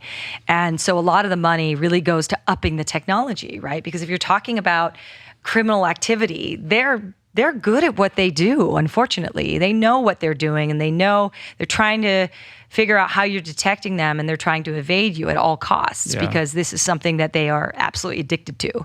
And so you have to stay ahead of them, and that takes money, right? And it takes technology, and it takes manpower. So, it's DC this year is going to be, That's dark though. That's a lot. It's dark, and it's something people don't take on. Yeah. You have to create an emotional boundary around yourself too, I would imagine. I'm telling you, just you to have be able to. Deal. I'll tell you that this particular area of protection that I work in is the hardest thing I've ever done in my life. I'll jump off a building, I'll do whatever it is, like making Earthlings with Sean and seeing what I saw and what humanity has done to animals at that time. And then now seeing what humanity does to each other. Those are the two darkest times, I think, for me, darkest stuff I've ever seen in my life. And the reality is it's happening. And this is not a subject celebrities are going to take on. Yeah. It's too dark. And it's actually not something I've ever talked about. Something I've done very quietly for a long time. I haven't heard you talk about this that much. I mean, it's all about... I've never talked about plenty on the animal rights stuff. Plenty on the animal rights stuff. For me, it's defenseless, right? Mm-hmm. It's defenseless lives. It's the same theme. It really is the same theme, right? I look at them as the same. Protecting the people that can't protect themselves. This is what it is, and it's I don't know. I think, like, going back to what you said, it is a social responsibility. And if you have any kind of voice, I mean, look at what you've done. My God, if you have any kind of voice, you can truly, if it's authentic, you can really turn it into something very special. I do believe that. So when someone comes to you and says, I have so much respect for what you're doing, or it's so courageous, but you have this platform, I don't have that. Like, how can I get involved, or how do I make my voice resonate more broadly? Sure. Well, here's the thing. You have to believe, number one, because there are celebrities, as we talked about earlier too, who have platforms that don't work. There are big singers they put in movies and no one goes and sees them, and they have 60, 70 million Instagram followers. Like, it doesn't translate in that way, right? Or you could be a Gene Bauer who was living in the city and finding a stray chicken lamb and taking it into his townhouse. Yeah, exactly. And make this enormous splash. I mean, he didn't have a leg up. He had no money. I mean, they were really struggling at that time, and they had a heart full of authenticity and compassion. And so, it has to be real. And if it's real, I do believe you can create a platform. I don't care who you are, you can create a platform. I mean, there are people with platforms who don't deserve them. You know what I mean? Well, that's a whole other thing. So if you really care and you stand for something, I do believe there's a lane for you for sure. Yeah. I want to go back to the ocean stuff, because you've got this cool company, Keep Up, that's all about ocean preservation and making garments out of recycled plastic. So tell me about that. It's been so exciting, because I didn't come out the gate going, I want to be a businesswoman, or I want to, do it in this way. For me, it was, advocating for the oceans for the last 20 years and working really closely with some of the best and the brightest in ocean protection for so long. And I mean, really, literally on the ground with them and in the trenches for 15 years with them. I know what the issues are firsthand. And one of the big issues, besides, poaching and everything else we do to our oceans, is this plastics pollutions issue. It is a huge issue right now. And it's not stopping, and this is an industry where we created these plastics, which became a miracle, especially in the medical world, for transport and all this sort of stuff. But we never regulated it, because it was just something that was going to make so much money that we didn't care what the consequence was. So now here we are, generations later, dealing with the consequence of people who got very, very rich from creating this convenience. It's actually insane that single-use plastics are insane. Legal. It's so incredibly irresponsible. Even just like water bottles. Oh, it's crazy. Right? It's crazy. The amount of water bottles that get thrown out every single day and just end up, where they shouldn't. Where they shouldn't. And that's really what it was, and a lot of these, very large marine mammals that are washing up, and, they're cutting them open, and it is a really bad situation. And then obviously, when that breaks down, the microplastics and everything else that's happening. So we're doing our ocean a massive disservice. And I started researching recycled materials about a decade ago. And although the technology was impressive, the product wasn't up to par. Because for me, again, like we talked about earlier, like I'm not going to take someone to a vegan meal or a vegetarian, whatever meal, if it's not the best meal they're ever going to have. If it's not the best meal, this is the problem. And it's certainly, in fashion, it's like we all want to make conscious choices and wear the sustainable, cool but stuff. If it's ugly. But like, I mean, it's getting there. But there was a long stretch where it was like, yeah, it's but I'm bad. just not going to wear that. Yeah, like if you're not like a full-on hippie who has nowhere to go, who kind of like, you know what I mean, pitter-patters around and does their thing. I mean, if you're a working professional, I mean, you got to look a certain way in certain environments. And that wasn't available. You're so right. And so when I saw the technology and what they were doing with kind of the yarns, and it was so cool, but it wasn't there. It just wasn't there yet. And I was like, I can't create something until we're at a level where I can create a product that's going to be equivalent to the Nike or the this or the that that's out there, where you're not making a sacrifice to benefit our planet, right? Like, I don't want you to make a sacrifice. I want you to think it's good and it performs, and you want to make that choice. Elon Musk idea, like it's not enough to have an electric car. The car has to be better than all the other cars so that everybody wants it. He's so remarkable. I mean, truly. Like I look at his interviews, and I sort of like I listen in on his when he speaks, and as a businessman, just a straight businessman. I mean, he just makes so much sense in his approach. You have to create a product that's it can't just be better. It has to be way better than your competitor. It has to be, and I was very affected by that, being open to criticism and hiring the right people, all the things that he sort of advocates for when you start a business. He's bang on. I mean, obviously, clearly, look at his success. Right. He's got some crazy tweets out there too. He does. No, I mean, you're not going to get that without a level of crazy. It's just not going to happen. But at the same time, he does know how to build a business. And so for me, I'm just looking at sort of that element of what he does. And so I said, okay, all right, I'm going to come out with something that is the best in its category. So, okay, obviously there's activewear out there, but we're the first 100% recycled line. And our quality is like second to none. Like there's no difference between what we've come out with and what's out there in a non-recycled version. So where do you get all the recycled material? Like, how does it work? So my dream, and I've been able to do it in the US, and hopefully I'll be able to emulate this in other parts of the world. And we are going to be able to do it in China, which is nice. But I wanted to create a company that was founded in the U.S., made in the U.S. from U.S. trash. That was, that was the goal. 100% U.S. garbage. 100% U.S. garbage on 100% Americans. So they collect ocean plastics off of the eastern seaboard, and those plastics are then shipped to North Carolina. In North Carolina, that's where all the factories are. And so, but how do they get do they troll it out of the ocean? They troll it.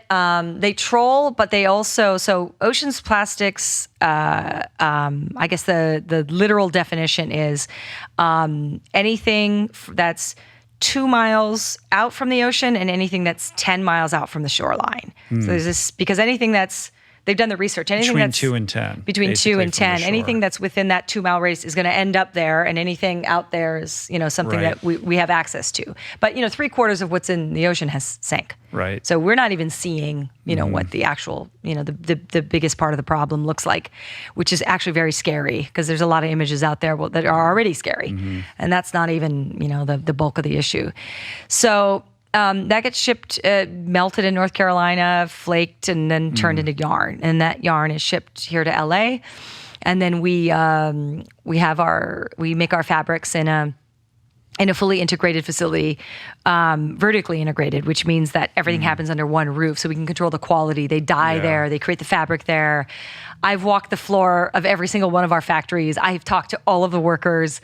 Everything's ventilated, everything's certified B, everything is, it's people have paid vacations, they have health insurance. Like this matters. And if you're an owner of a company and you can't do that, and you can't say that you've done those things and how your stuff's made, then I don't know what you're doing. Most can't and most don't. But I feel like that you were talking earlier about, how the young people have a voice now that they didn't used to in prior generations. And it's the young people who are driving the train in terms of, making more conscientious, conscious It's true. consumer choices. And they want full it is transparency. incumbent upon any corporation now to be transparent about all those things so that we can make an informed decision.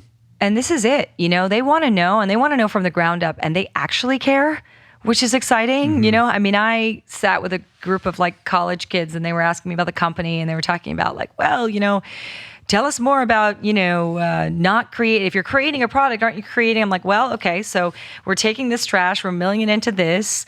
Our packaging is 100% biodegradable and disappears within a year in a landfill. There's no chemicals in it. We don't have hang tags. We heat press everything. Like, there's nothing coming. Even our mailers are biodegradable. So there's nothing coming off our product that's going in the trash can. That's not going to. And you're a B Corp. And exactly. So we did it because that's who we are, right? We didn't do it because it's like, oh God, we built this company, now there's pressure to change. Again, I don't care why they're doing it. H&M, all these people, like if you're going to do it, great, do it. But we built a company with an incredible amount of integrity, and it was really hard because it's not the easy road. It's more expensive. It's more time consuming. Like lead times on recycled fabrics are way longer. I mean, we can't turn over the way other companies do. And I'm sure the margins aren't what they would be. No, I mean, H&M is successful for a reason. And I feel like there's a lot of companies that just pay lip service to the idea of sustainability. 100. What's a buzzword? Like make our marketing green, like literally the color green. Literally the color green. We're just going to throw the color green at, like so Clorox does that. They put like green on their bottle. They feel better about it, but there's actually, they're not making any real fundamental changes. Because it is hard to do it the way that you're doing it. It's really hard. And if it's not the spirit of what you do, you're going to make all these cosmetic changes, right? Where we're under the makeup, you still have bad skin. Yeah. Right? Just because no one's seeing it doesn't mean that the issue isn't there. And so that's why I encourage like young people, whatever, middle-aged people, older people, like, there's a lot we can learn from the younger generation. And the fact that they do their research and they want to know, we should be doing the same thing, because everything that I've done, whether it's activism or business, I mean, Wild Aid's one of my biggest groups, and I've been with them for like 16 years. We do consumer campaigns, right? And that's who we target. We target the regions who consume the most rhino horn, ivory, shark's fin, manta. Like, we can't police the oceans. We can't police Tsavo and the Serengeti. We can't. It's too big. It's impossible. And so who are we going to speak to? We're going to speak to consumers. So in business, you can speak to consumers in a positive way and say, hey, put your dollar towards this. You're going to make a positive change for these reasons. And on the flip side, with the activism, we're like, don't put your dollars towards this, and you can make a really positive effect in this way and for these reasons. And so it's very powerful either way, but either way, you have to empower consumers. We are so powerful. I mean, if we wanted to shut down Walmart, let's say, tomorrow, we could do it. If we all just decided not going there, 40% of your workforce lives below the poverty line. You guys aren't paying people, and they're full-time workers. That's disgusting. That's why I don't go there. But if we know these things, let's put our dollars into businesses that aren't doing that. Should a full-time worker be living in poverty? No, not in any business. Right. The problem is that most people, you have this cohort of young people who care about this and are passionate about it and are thinking about this in a way that, people who are older aren't. But you also have a huge swath of the population that's just trying to fucking make a living. I get it. It's like I do Walmart's the only option. I know. And it's cheap. they got 4 kids at home, and it's like, what, you're telling me I can't go to Walmart? Like, sure. Screw you. Like, sure. So we need both. It's like we were saying earlier. You need that consumer activation where we can like marshal that kind of incredible power. Right. But we need systemic change, and we need, policy change at the highest level to prevent these things from occurring in the first place. That's 100% it. It's like, these are not easy problems. Well, you have to hit it from all sides, right? I mean, we passed the California Cruelty-Free Cosmetics Act, and by 2023, California is going to be, this is the fifth largest economy in the world, and we're no longer going to have animal-tested cosmetics in the state. The cosmetic stuff is insane. It makes no sense. This is not life-saving anything. This is so trivial. And you have the kind of animal testing, but on top of that, all the toxins that are in all of those products that go completely unregulated. It's insane. And this is it. But again, if you empower consumers to demand a certain thing, your legislators and lawmakers are going to listen because they want to please their constituents, right? And they also know that the young vote coming in is going to be massive for them. I mean, look how they target. I mean, we just look at patterns on both sides of the aisle. Yeah. It's pretty obvious if you can spot patterns and you have that kind of mind. I mean, they are marketing to a group. That group's going to demand a certain type of change. Now it takes us to go in there and say, well, let's make these changes. Let's start doing different policies. Yeah. And that's what it is. Speaking of policy changes, let's talk about They're Trying to Kill Us. Like our mutual friend John Lewis is how we got connected. You're in that new movie. I've had John on the show a couple times, and Keegan as well. And I'm pretty excited about this movie coming out. I'm not sure when it's going to come out yet. They're still working on it. Yeah, when is it coming out? I'm so excited. I can't wait to They're still finishing it, but they are. Yeah. It's going to be epic, and it's all about food deserts and the sort of imbalanced treatment that socioeconomically challenged communities are in with respect to access to good nutrition and the messaging around that is having a disproportionate effect on those populations and driving them towards these chronic illnesses. And that's right. Resulting in many deaths. Many. So how did you get involved in the movie? Well, I think too, when he's talking about, sort of these more disenfranchised communities and minority populations who are dealing with this, you're talking about many things. You're talking about Black and brown communities. You're also talking about like immigrant Asian communities as well, who are dealing with like, we got to buy the cheapest thing. Yeah. We have to make it, like you were saying earlier. Well, the liquor store, the bodega on the corner that's is what really it is. The only viable option for a lot of people. You're right. And the fact that, which they do highlight in the documentary, that there aren't even grocery stores in some of these communities. Yeah. There isn't a grocery store that you can walk to, right? There's fast food joints, there's liquor stores, there's everything in communities that will kill them. And that's all we give them access to. And the fact that they don't have the voice or the power to speak out against what it is. And if it's all you've ever known, you don't even know that there's anything to speak out against. Yeah. Right? I mean, and how sad is that? And they, on the flip side, with the things they're actually buying, we have been on every level marketed to within an inch of our life. And I don't understand why people aren't truly making that connection between being marketed to and whether they personally care about you. Does that make sense? Like people get like, they get really aggro about like, if you attack their food, if you say, well, that's not good for you. And they get very upset as if it's something personal. And you're going, no. All I'm telling you is that, they don't care about your health. So you probably have to make different choices. But I feel like it's a similar dynamic if you were telling someone that their boyfriend was cheating on them or something. They're like, how dare you? Yeah. How dare you like mess with like the thing that I know? The thing that I'm comfortable with that matters to me. Meaning, in other words, that's myopic to the fact that you've been actually manipulated to have this opinion about this certain kind of food or lifestyle. Right. Is that what you're saying? That's what I'm saying. Yeah. Okay, for example, I was in Wisconsin many years ago, and I've been on, but I've never watched it's called The View? The View, right? Yeah. That show, The View. I'd never seen it, and I had woken up. I see where this is going to go. Oh, here we go. Go so ahead. I woken up, and I turned on the TV. I was in a hotel, and it came on, and they're talking, and this is early View. This is like years and years ago. I think it was very popular and had, I think, just started. So it was the original cast of characters.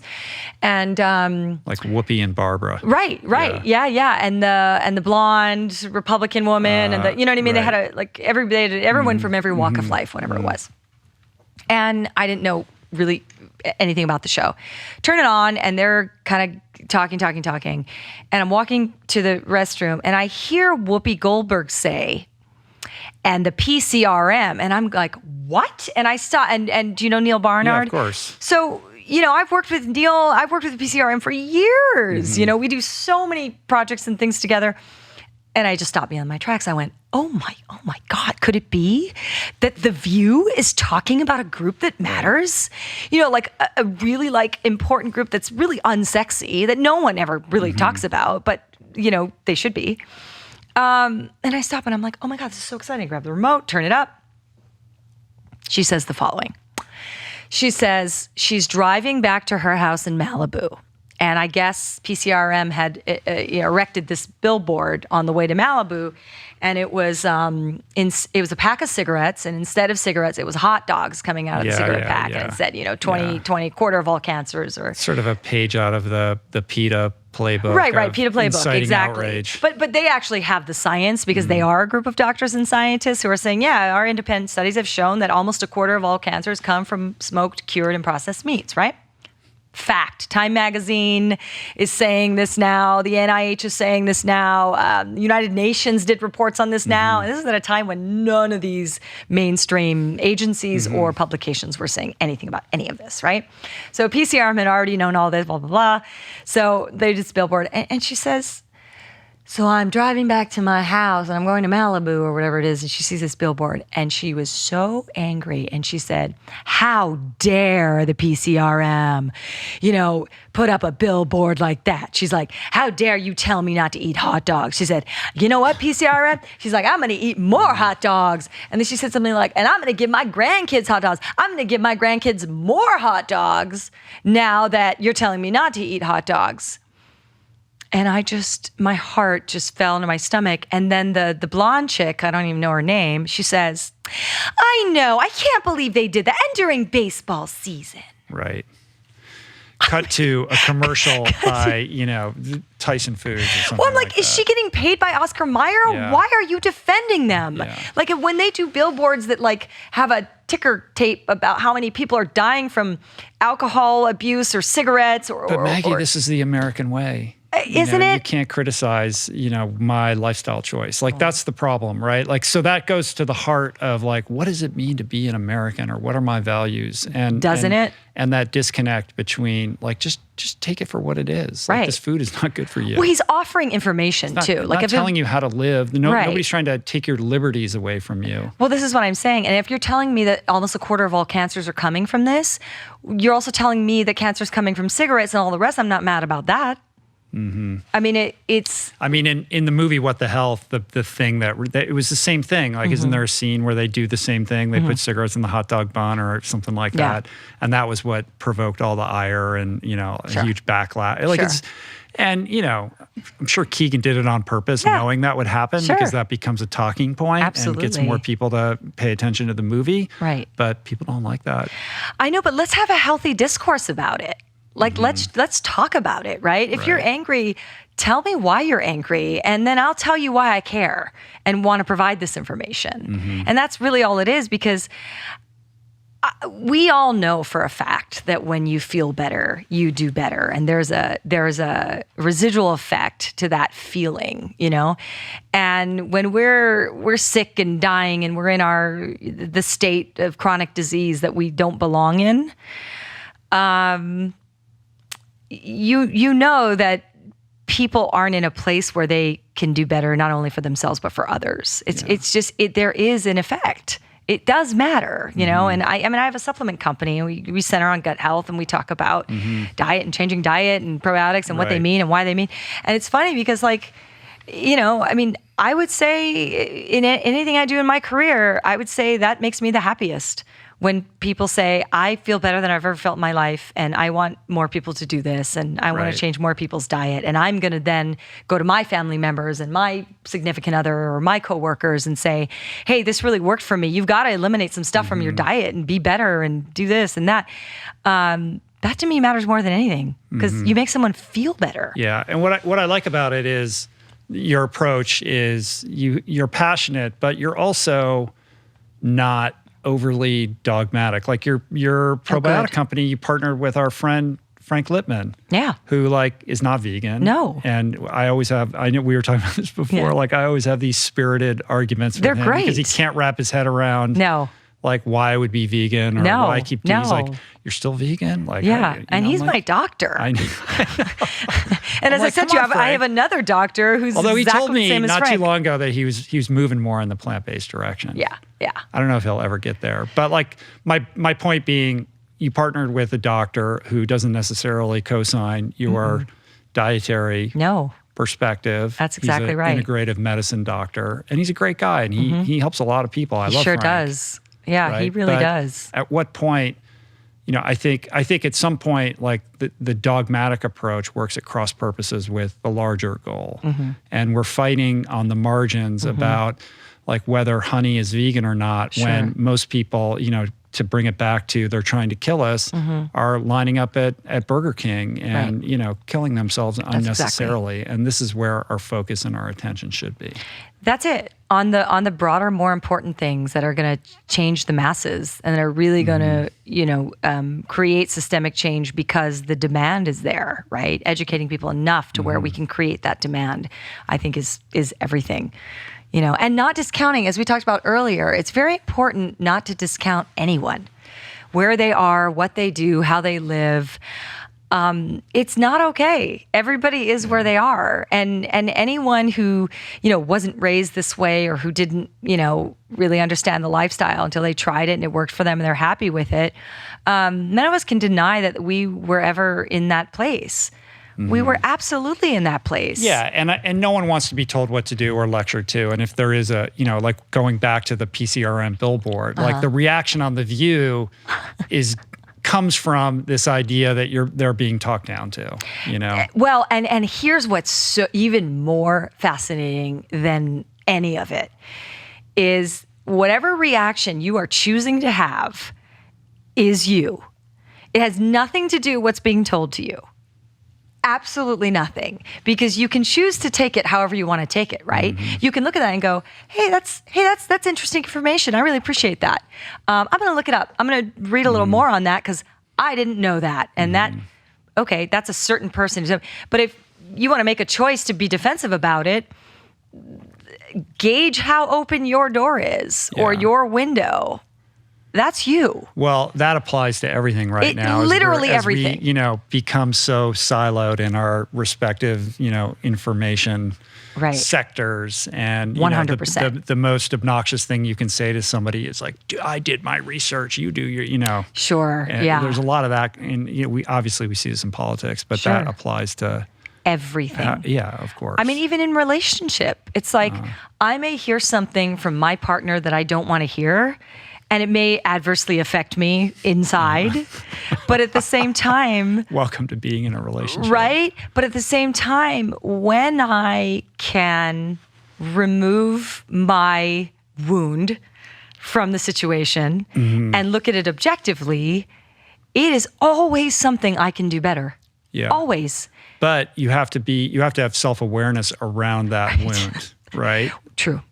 Well, you have to know you're coming from a wound. Yeah. You have Otherwise, to know that reaction. You're reacting impulsively. Correct. Right. Yeah. So, and as a female, I'm a very emotional female. There may be females out there who aren't as emotional as I am, but I would say we're the emotional contingent of the two. And for me, I always say to my friends, I say, don't do the thing you're good at. Right.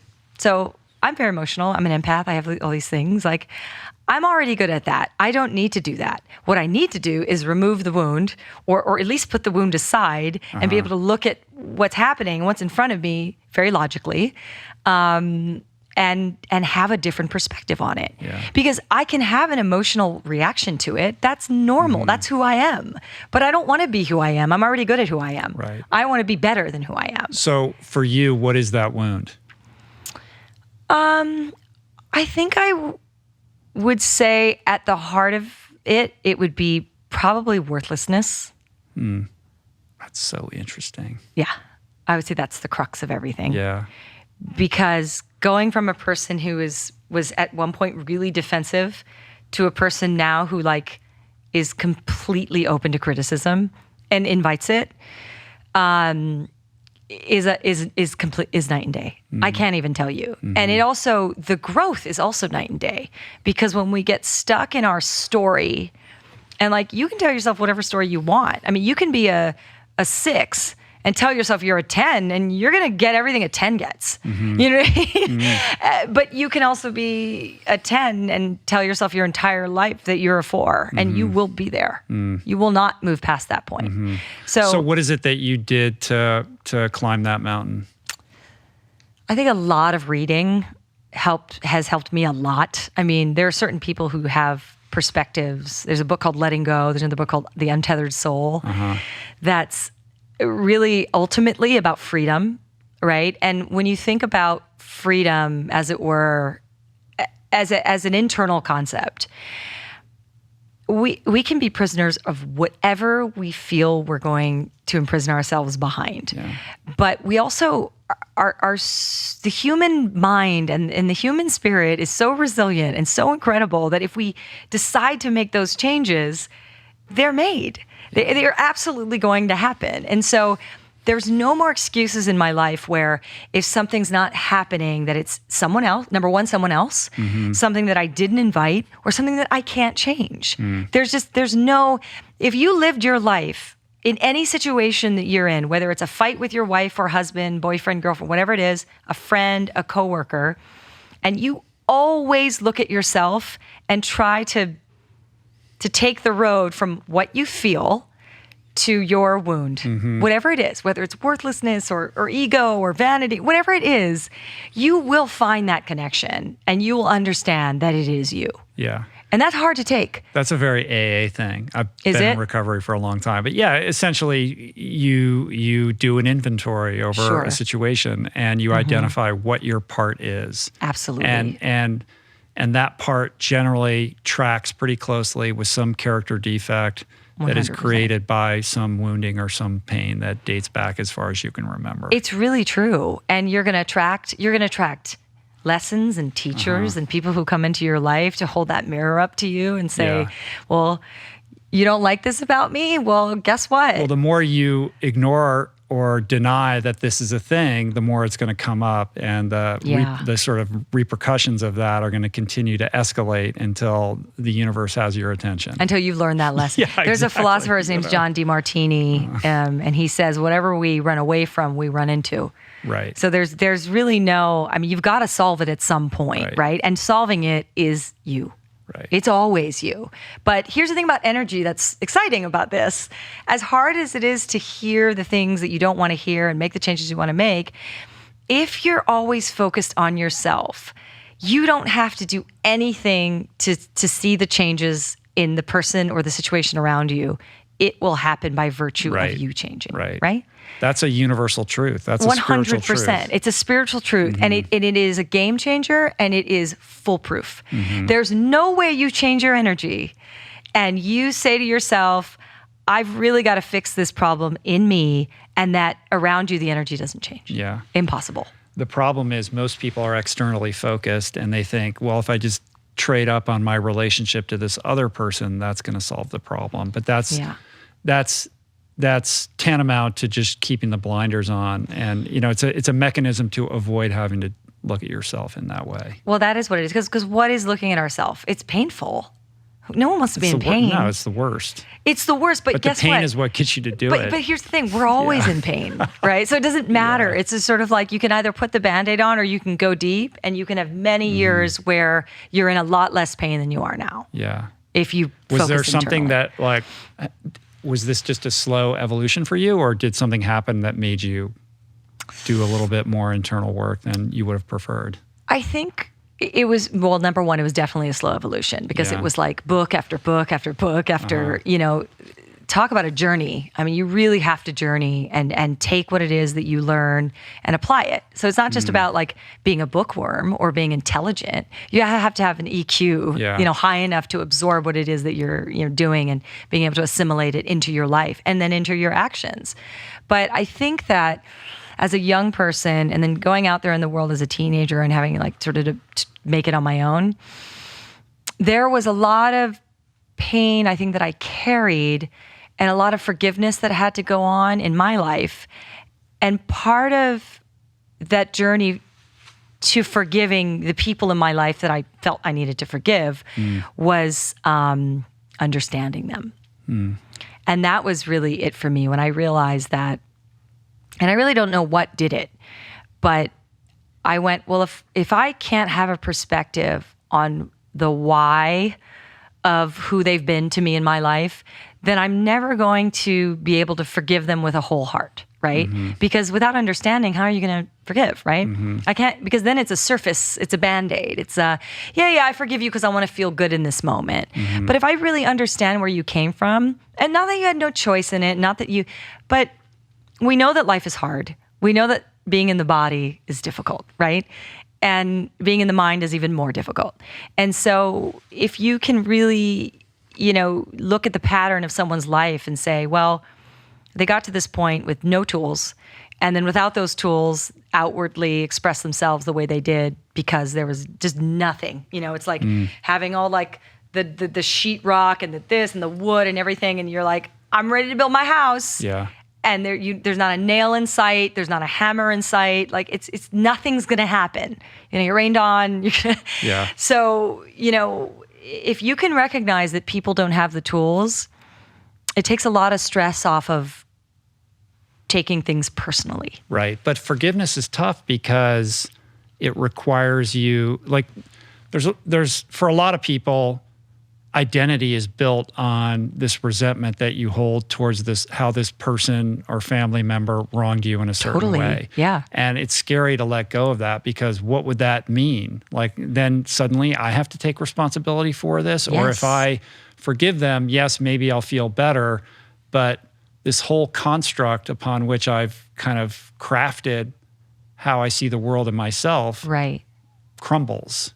Well, that's what it is, because you don't get to be a victim anymore, right? And being a victim is a really safe place to be because there's always an excuse for why things aren't working out. And there's a dopamine hit with it. There's a dopamine hit with it. It can be very intoxicating to like indulge in that. Yeah. And it is, and people do it, and that's why they turn to alcohol and drugs the way that they do. But I think one thing that you just said that's really important is that I think that people view forgiveness as letting someone get away with what they did, right? Like, if I forgive you, it's okay what you did. It's not even remotely true. Forgiveness is your own personal freedom. And that's all it is. You no longer are held by this act or this person, because the truth is, the act, whatever it was they did to you, is over, right? It's never going to happen again because it's done. The only thing you take with you is the emotion. So you're carrying that emotion with you your entire life. And then there's a point where you go, I have to let go of this emotion because I need my freedom back, right? Right. I mean, you're the one who's suffering. That other person may be completely unaware. They might not even know that. So basically you're punishing yourself.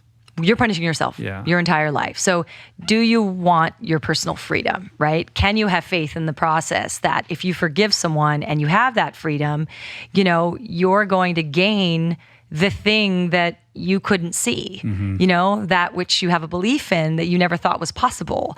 It's only possible once you truly forgive. I'm a big advocate for forgiveness. I think it is the most healing emotion you can have, and the only emotion that's light enough to live with. Right. Well, look at you. You could be a therapist. I'm ready to sign up right now. If this acting thing doesn't work out, this doesn't work Tom out. Cruise, whatever. Go into forgiveness advocacy full time.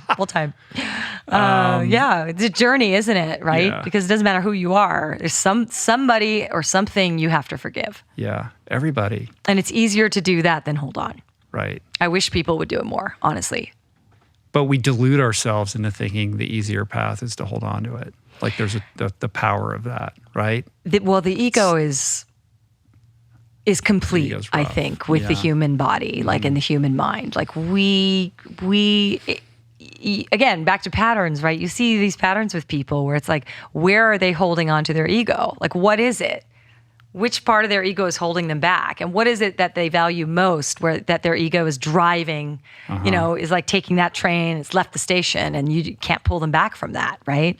So identifying that is key, because you can't really be free if there's ego behind anything. You really have to I think it's a constant battle. For me, it's a daily battle of looking at something. If I'm saying something to someone, if there's advice I want to give, it's like, what is this rooted in, Maggie? Right. Is it rooted in like you having more knowledge? Is it rooted in you being right? Is it rooted in how someone's going to perceive you? Like, what is that? Or is it completely genuine? And if it is, great. Is that process, do you think that process is easier or harder for you given your public profile? Like when you're a celebrity or you're on billboards and all that kind of stuff, obviously it's very easy for your ego to get outsized. But that also brings it up. Like it makes it very present. Like, oh my God, like my ego, my attachment to this identity and how other people see me and my future, career trajectory in Hollywood, like that makes,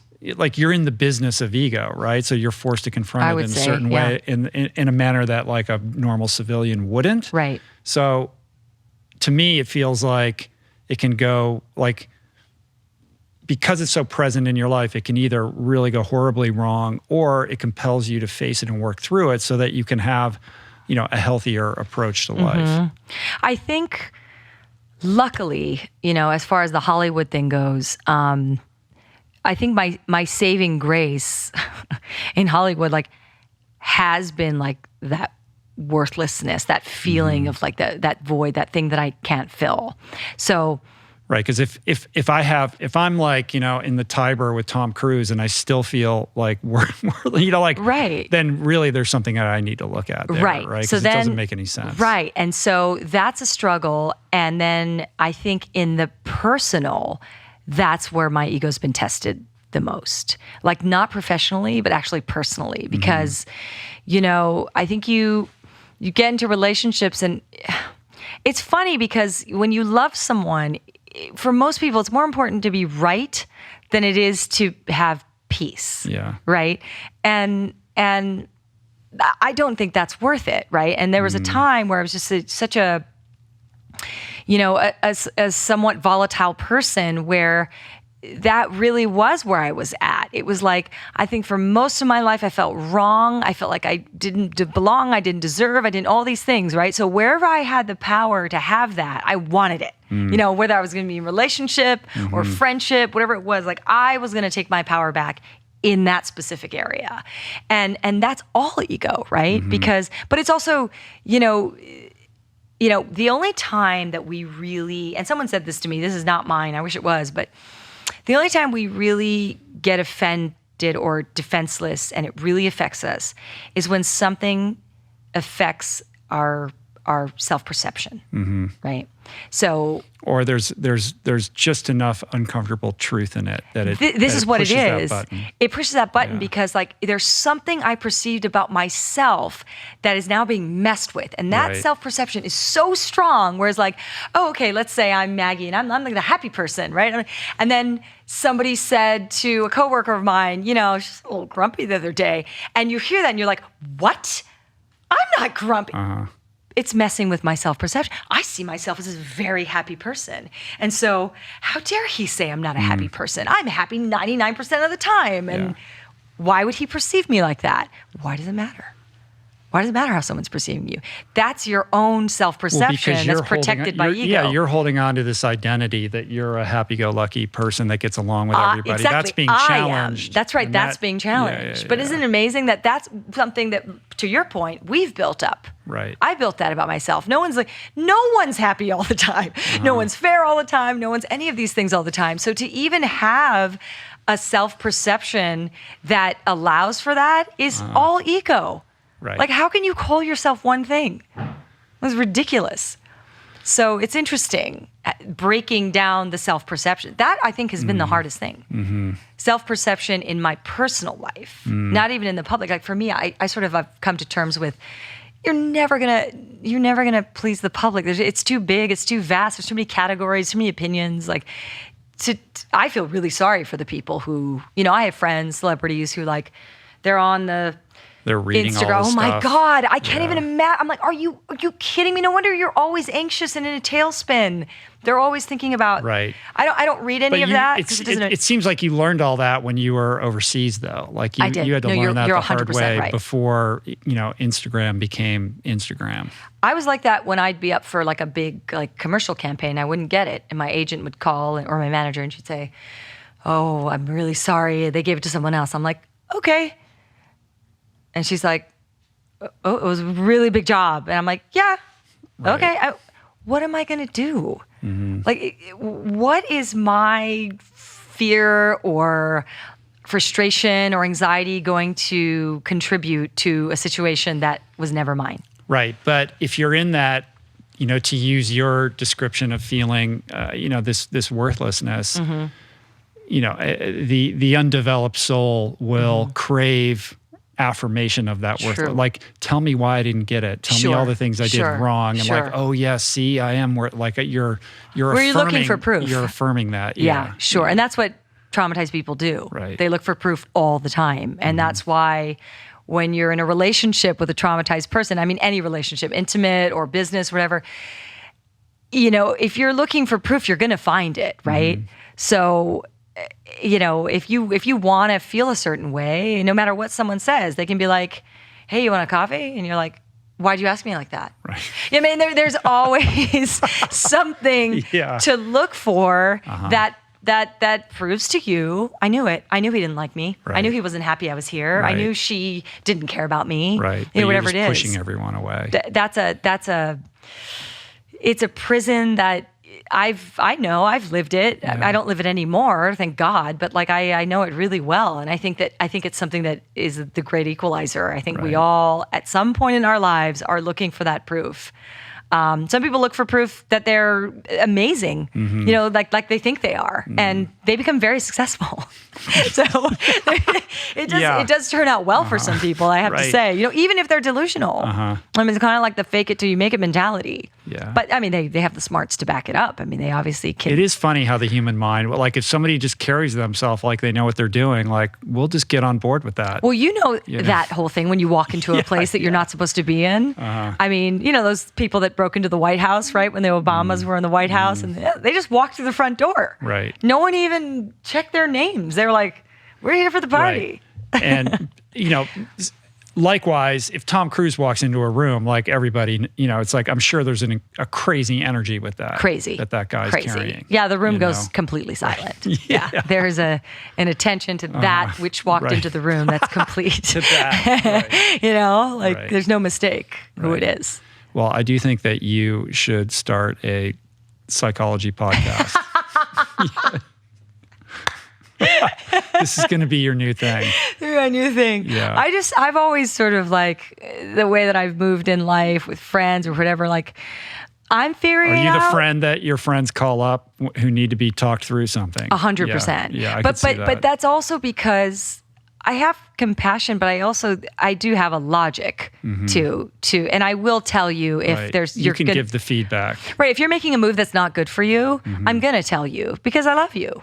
I mean, if I didn't love you, I wouldn't care to have the conversation. But I think that for me, because I've struggled in the way that I've struggled, and when I see people I love struggling, I don't want that for them. Yeah, of course And so not. I'll do anything that I can to so that they don't have to feel the things that I've felt. Right. And I think that's it with all of it. Animals, Being the environment. best kind of empath. Right, exactly. Right? Channeling Yeah. something that's actually worth something. Yeah, You cool. know, because if you sit in a room and you just feel bad all the time, like, what's the point? No, nobody wants There actually that. is no point. Nobody wants that.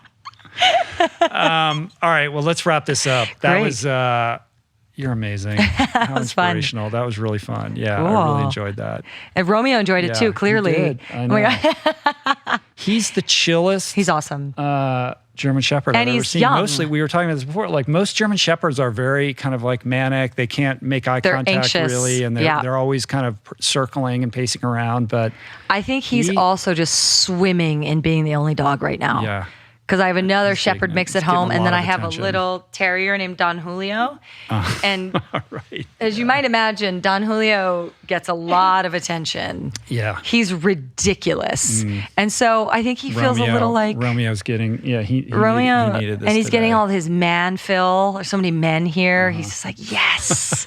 He loves. He's with me all the time. Well, like, he's "Oh, God." welcome anytime. Oh, that's awesome. Okay, well, he's coming back then. Cool. Well, again. come back and talk to me again sometime. Well, let's That's do it. super fun. Yeah. So in fun. the meantime, Maggie's easy to find on the internet at Maggie Q everywhere.